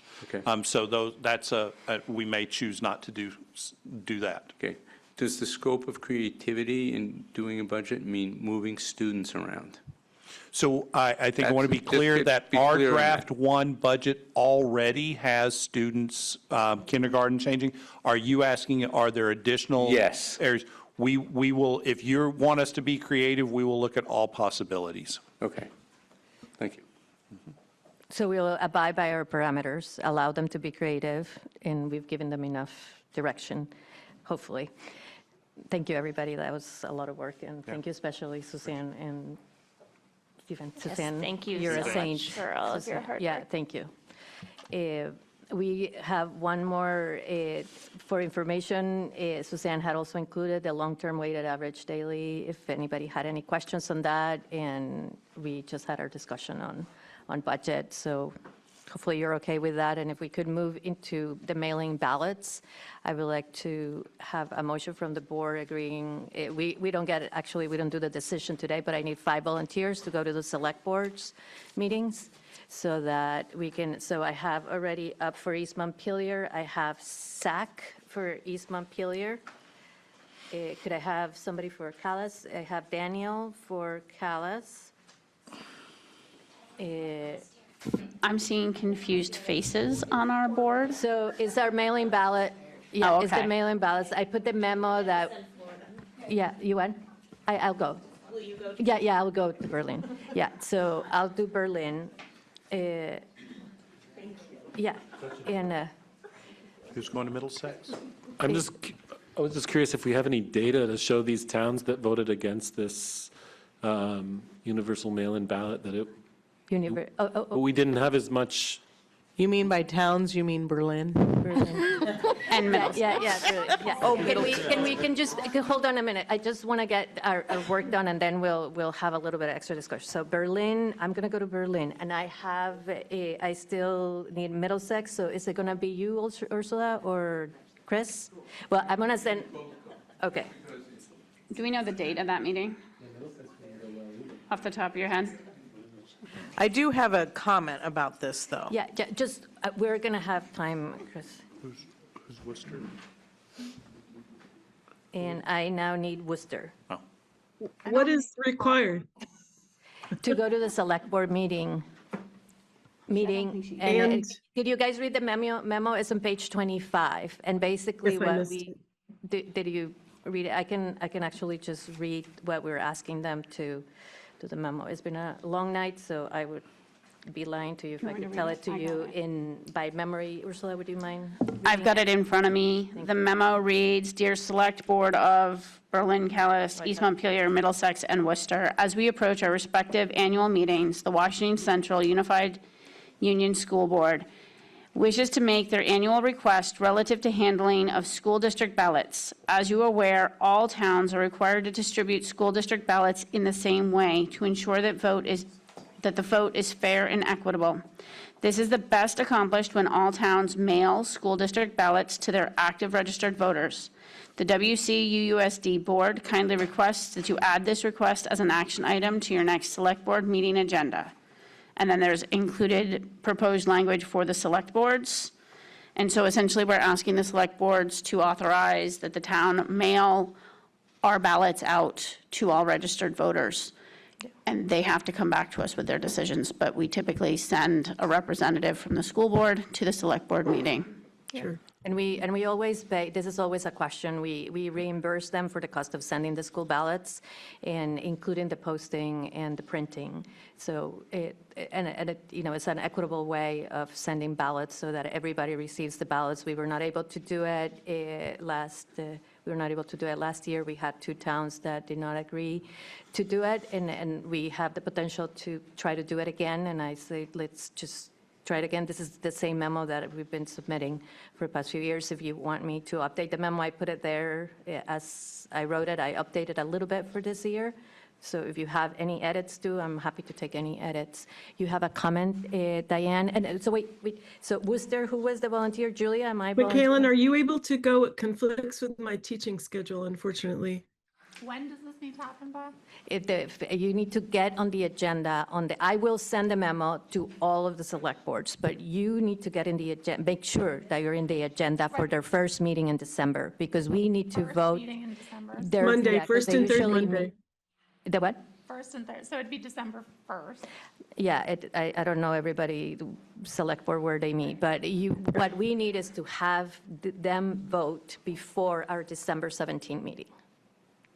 So we need a vote from them before our December 17. Is that clear? Sir? Yeah, I just don't know how they're going to put me on their agenda for December 1st. They could do the 15th. You could do the, By the 12th. oh, I thought you said the 17th, by our meeting. December 17. We By our meeting, we need to have it by December 17. Well, either Natasha or I will do it. We'll figure Okay, it out. so I got it. Thank you. Natasha. And now, Diane, you have So I know that Berlin was pretty emphatic about that they did not agree. And so I appreciate you going, but I also want to acknowledge that at some point they may feel very disrespected that we keep coming to them, but. Yeah, and I would say I'm comfortable going. That's how it first started, and convinced them for 2 years in a row. We did not convince them last year, and it's okay. We'll keep trying. I think we owe it to our voters to try, and so we'll give it a try. And if it doesn't work, it doesn't work. Okay, so I don't need action on that. You guys know what you need to do. Do you have a volunteer for Callis? We have Daniel, Yeah, okay. right? Okay. Anything else on that? Any edits to the memo? Okay. Seeing none, can we move into our approved new teachers and resignations on page 32? Can I lean on somebody that has that open? Zach, Ursula? I'm getting there. I move we approve the retirement of Beatrice David, French teacher at U32, effective January 31st, 2026. Can I second with many thanks? Zach, Ursula, and thank you so much. Merci. All those in favor, please signify by saying aye. Aye. Any opposed? Any abstentions? The motion carries. That was That's the only one That's on the that only one, yeah. So we have to do consent Now we got to agenda. move into our consent agenda, approve the minutes. Before we do the approving the minutes, the board orders have been, oh, sorry, I forgot to, yeah. So the board orders are there, they're going to go around, and hopefully please sign them. I need a motion to approve the minutes of October 15. I move we approve the minutes of October the 15th, 2025. Thank you, Patrick, second by Chris. Any amendments? Hearing none, all those in favor, please signify by saying aye. Aye. Any opposed? Any abstentions? Hearing none, the minutes have passed. Board orders, Zach, since you have them, do you mind making the motion? And then nobody leaves without signing, not please. Okay. I move we approve the board orders for the date range, October 16th, 2025 to November 19th, 2025 for the check warrant general and check warrant capital, and for the date range October 8th, 2025 to October 15th, 2025, the check warrant general, in a grand total amount of $1,121,468.19. Thank you, Zach. Second by? Second. Second by Kelly. You guys were both. Any discussion? Hearing none, all those in favor, please signify by saying aye. Aye. Any opposed? Okay, we have approved our board orders. Our next step is for reflection. We also have public comment, and it's pretty late, so it's the pleasure of the board. Go ahead, Daniel, and Zach, and Patrick. I'm looking at Zach. So Daniel and then Patrick. Yeah, I wanted to thank the board members who moved us through that very contentious period at the beginning of our meeting, where I felt some of our guests didn't honor our norms. I thought the board did really well to move through it. I especially wanted to recognize Lay, who I thought was really, really composed and articulate in sort of, with his comments sort of coming to the crux of sort of the situation and the tension, and acknowledged sort of both points of view in the room with a lot of respect and integrity. So thanks. Thank you, Daniel. Patrick? Yeah, we skipped over the future agenda items. I'm wondering, I've made a few suggestions for future agenda items in the past, and they don't seem to make it on the agenda. So I wonder, is there a running list of agenda items somewhere that we could include in the packet so that we could so that I don't have to propose agenda items, and if it's. What do you have in your? I mean, the ones that I've been thinking about that we haven't gotten to are talking about the multiple pathways that we have, U32, and where the things came from for starting to send kids to early college and CVCC and those sorts of things. We've had them. I've brought that up a couple of times. I've asked for a conversation about a different perspective on the split grades. We hear that what we're going to get with a new configuration is less of them, but I know that there are plenty of benefits, and I'd like to hear an education professional talk about the benefits of split grades, and those are the two on the top of my head right now, but there's been others that have been brought up that don't make the agenda, and I'd like to see future packets, the list of the pending ones, so we can have input on whether they should make the agenda. Can you speak to this too, because we put. I can speak to the multiple pathways. It is a conversation that Ed Quality goes into depth on during our post-secondary education review. That report is due to you guys in January. However, in our discussions for budget and configuration, we have also had to delay your report on the math and literacy results of our students and how our students are doing academically. And I know Stephen touched on one of these three questions of how are our students doing academically? Are we using our resources equitably and wisely? And are we meeting our strategic goals? And these are things that we need to review as a board. It's part of our job. So I'm just going to put that out there, that we have put those on the back burner for the moment while we have these big conversations. Yeah, my point's not critical. My point is not to bring up either of these points to put them on the agenda in particular. It's the process part. Would like to see that list as a running tally so that we can. Yeah. I can know that they're being considered, and if I need to advocate for something in a different way, I can know I need to do that. Yeah, so we'll put them on a list, but I do want to say, Patrick, that the last time you brought that up, we did bring it to the quality committee agenda. That's what we agreed on, but I'm starting a list that is separate, because that's what we used to keep under our agenda. I have Julia with the hand up, and then I can go to Zach, and then Michaela. Another future agenda item, Flor, would be to have the discussion about the communications, the correspondence table that the communications committee discussed this week. Yeah. Thank you. And I do have some stuff to share on that, but because of time, we're not going to do it today. Who did I say? Zach and then Michaela. Just a very quick reflection on the beginning of the meeting. I think that I think that there are sometimes things that when we deal with some of the HR issues, we have to deal with some of the potential investigation issues, that we understand some of the complexities, some of the stakes, some of the things that aren't being said and why they're not being said.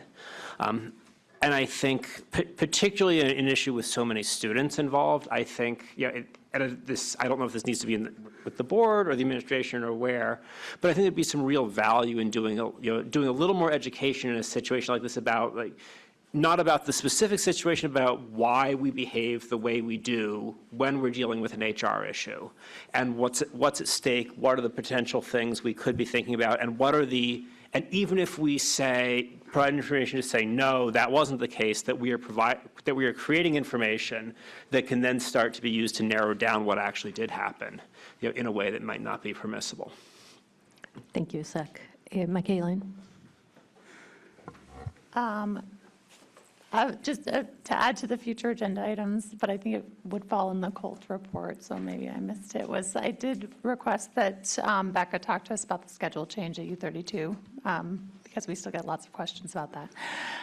But really what I wanted to say is that I have a lot of concern and anxiety tying our budget to two town votes, to the budget town vote and other town votes. So I'm just going to put that out there, like that.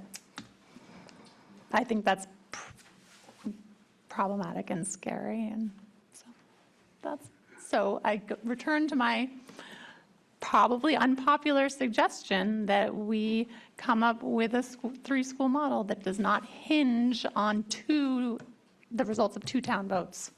3 town votes if you count passing the budget as well. Thank you, Michaeline. Julia, is that an old hand or a new hand on board reflection or future item? Okay, it's done. So then I'm going to move us into public comments. And again, Spencer is going to help us with the mic. And what did you say? And a minute 30 for each person that wants to speak. You can see the timer there. Again, just a reminder that we did get the request from the students, so we have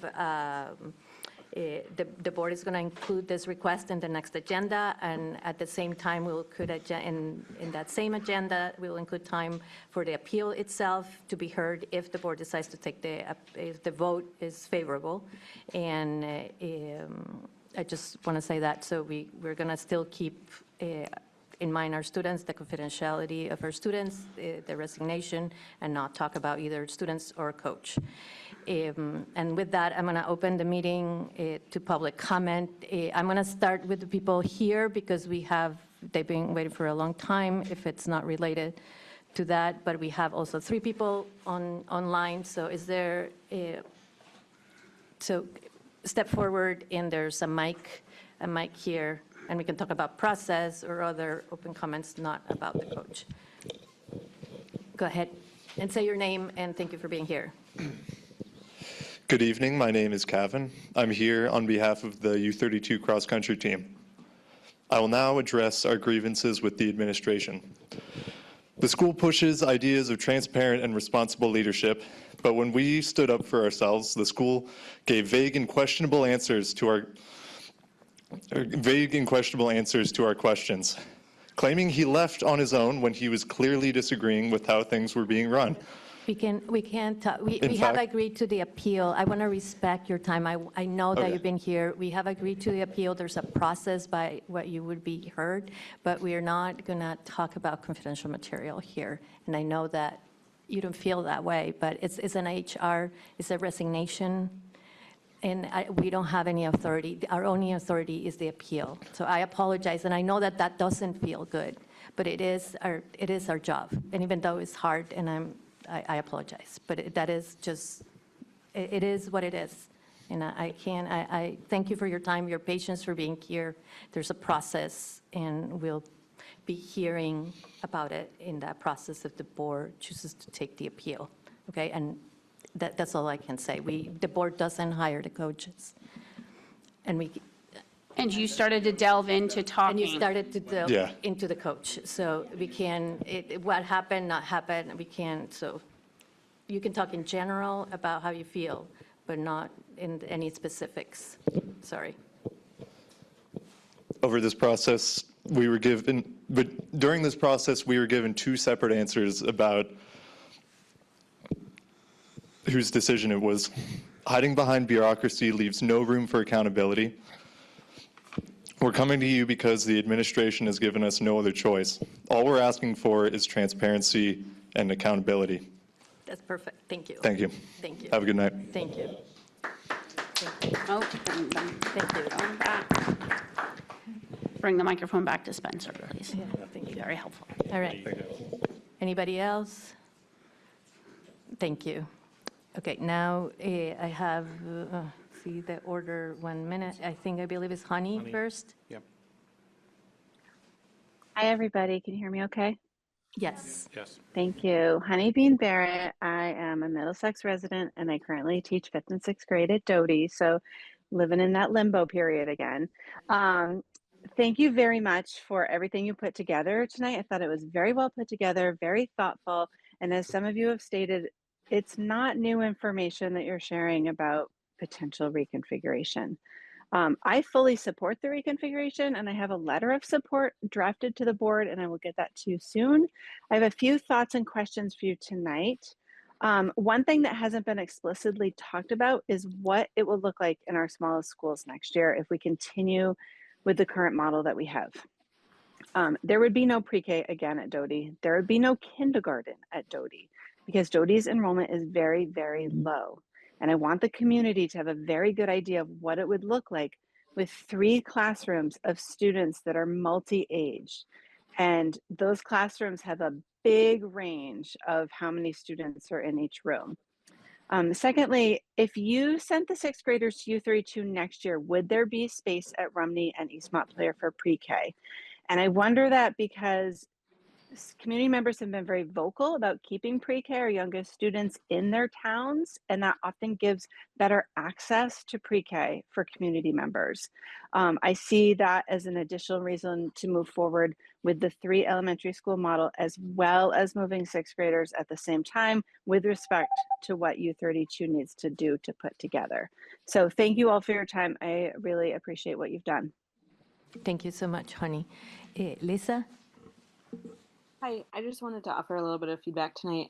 You all have heard from community members that there's been an erosion of trust in the last couple of years, and we continue to be reassured that transparency is at the foundation. Just tonight, one thing I'll point out is that it took a board member explicitly asking about what to me, and I've been paying pretty close attention, was new information about pre-K being in the building at Calais and whether that would change the need for a Calais vote.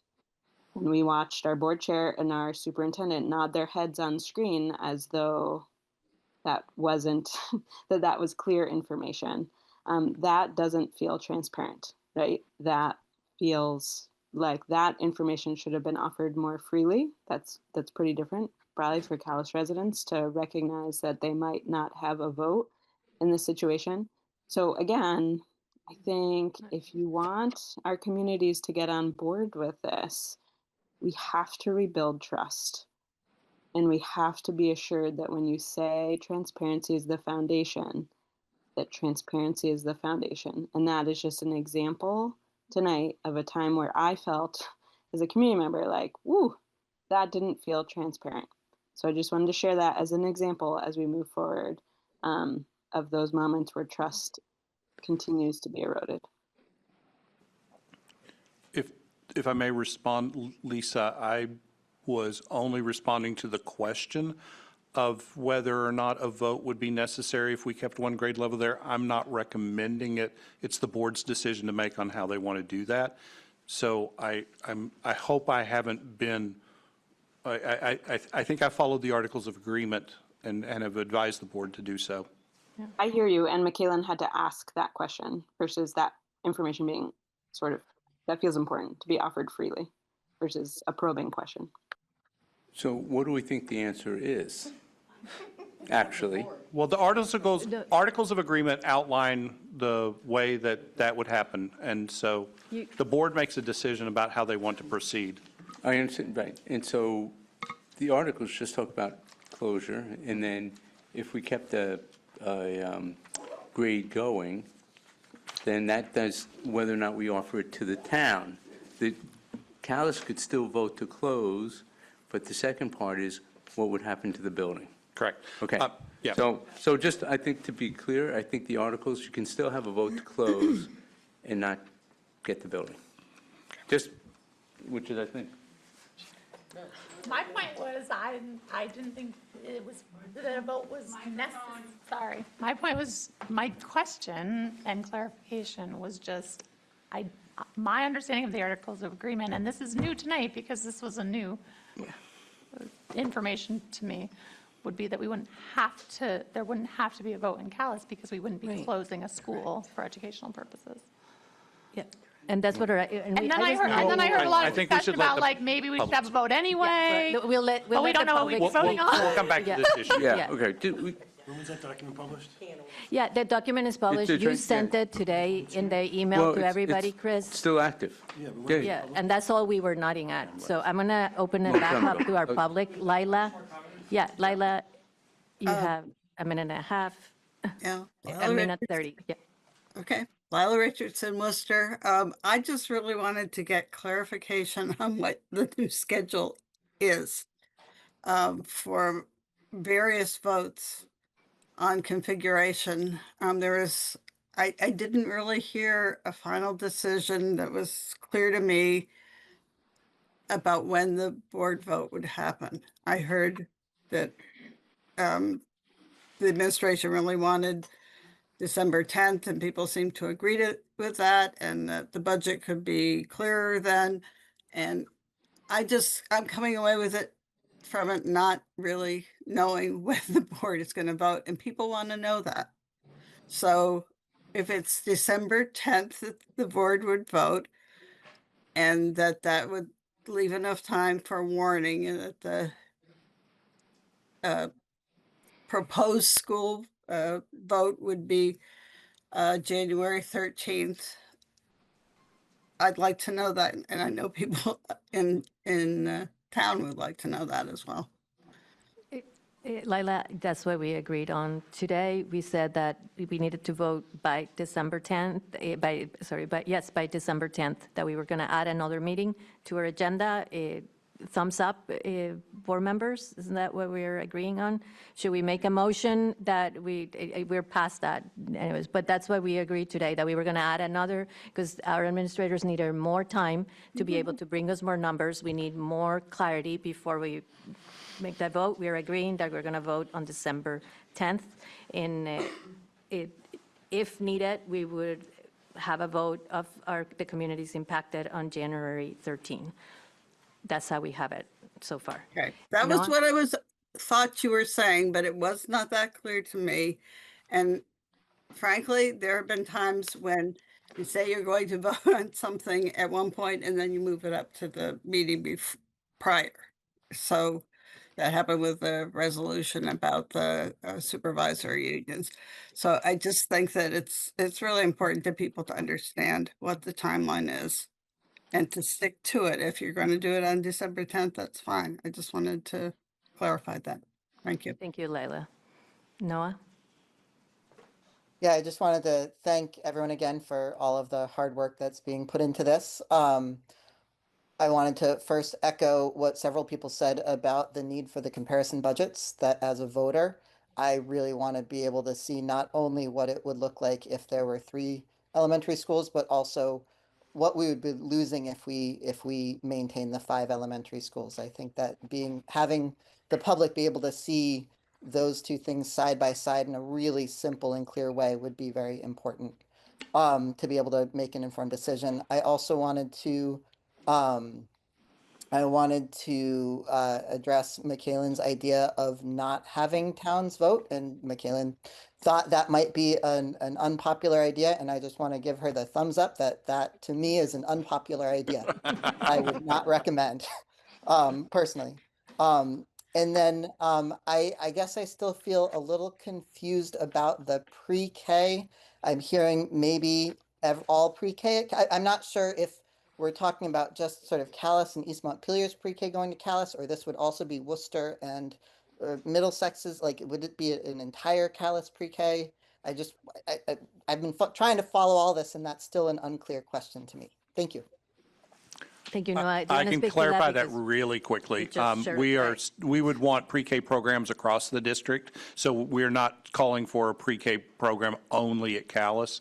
We would be looking at pre-K programs at Rumney, at Berlin as well. We're not looking for an early childhood center out at Calais. I think Got it. would So be then the- just one follow-up question on that is that in the current reconfiguration model, there are 9 classrooms at the proposed Middlesex campus. So if there are 9 classrooms proposed and there are 9 classrooms in the building, where would the Middlesex Worcester pre-K exist? So we'll come back with configuration around that as well. That was just a quick proposed estimate of what we could do. Thank you, Noah. I don't see any other hands, any other, oh, I'm back. Go ahead.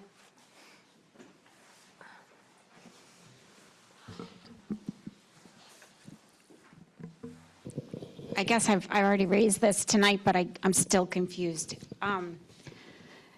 This doesn't really have to do with consolidation, but it sort of does, because again, we're talking about adding to our quality of education.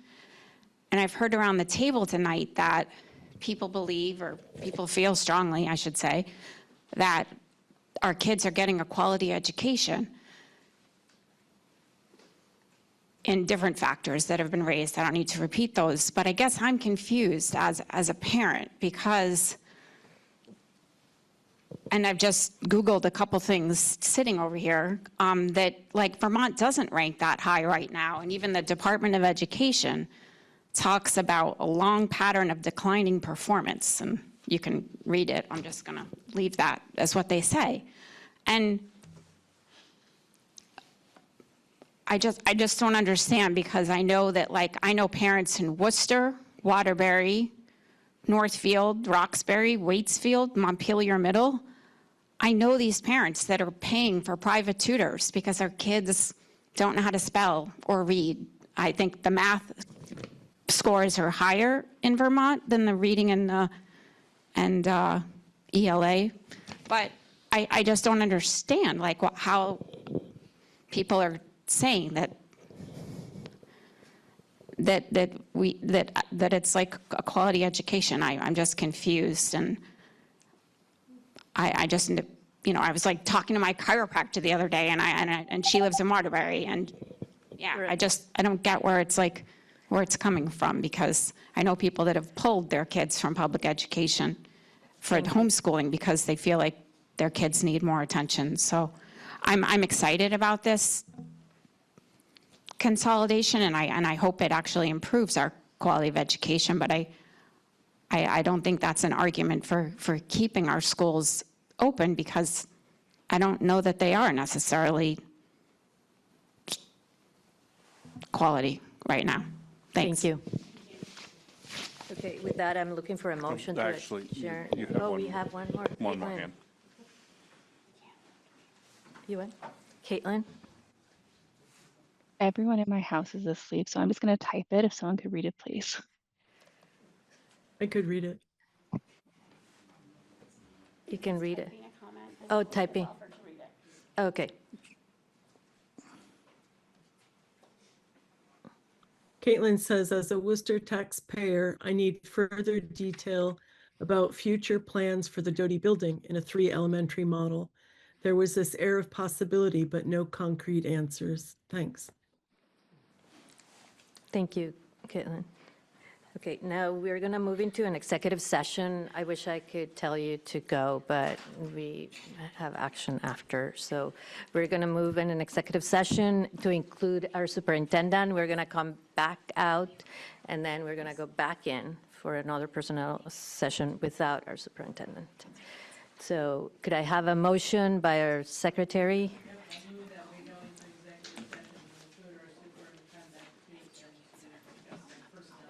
Personnel matter, yeah. So Personal issue. Diane and Michaeline. You gotta All those vote. in favor, please signify by saying aye and walking next door. And then they feel like you have to say, thank you. Well, I'll just say, there was a statement, there was no action taken in the executive session.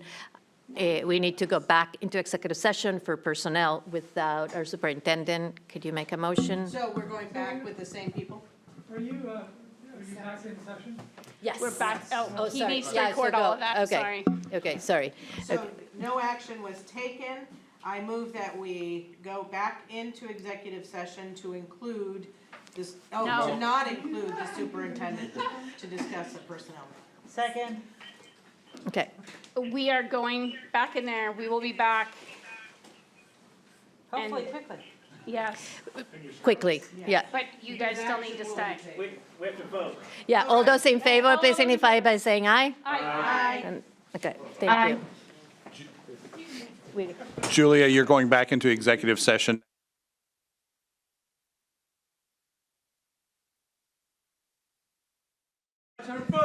All right. I move that the board authorize Flora to negotiate the contract with the superintendent. So moved by Diane, second by Daniel. All those in favor, please signify by saying aye. Aye. Aye. I move we adjourn. Okay. Second, thank God. All those in favor, please signify by saying Aye. thank you, everyone.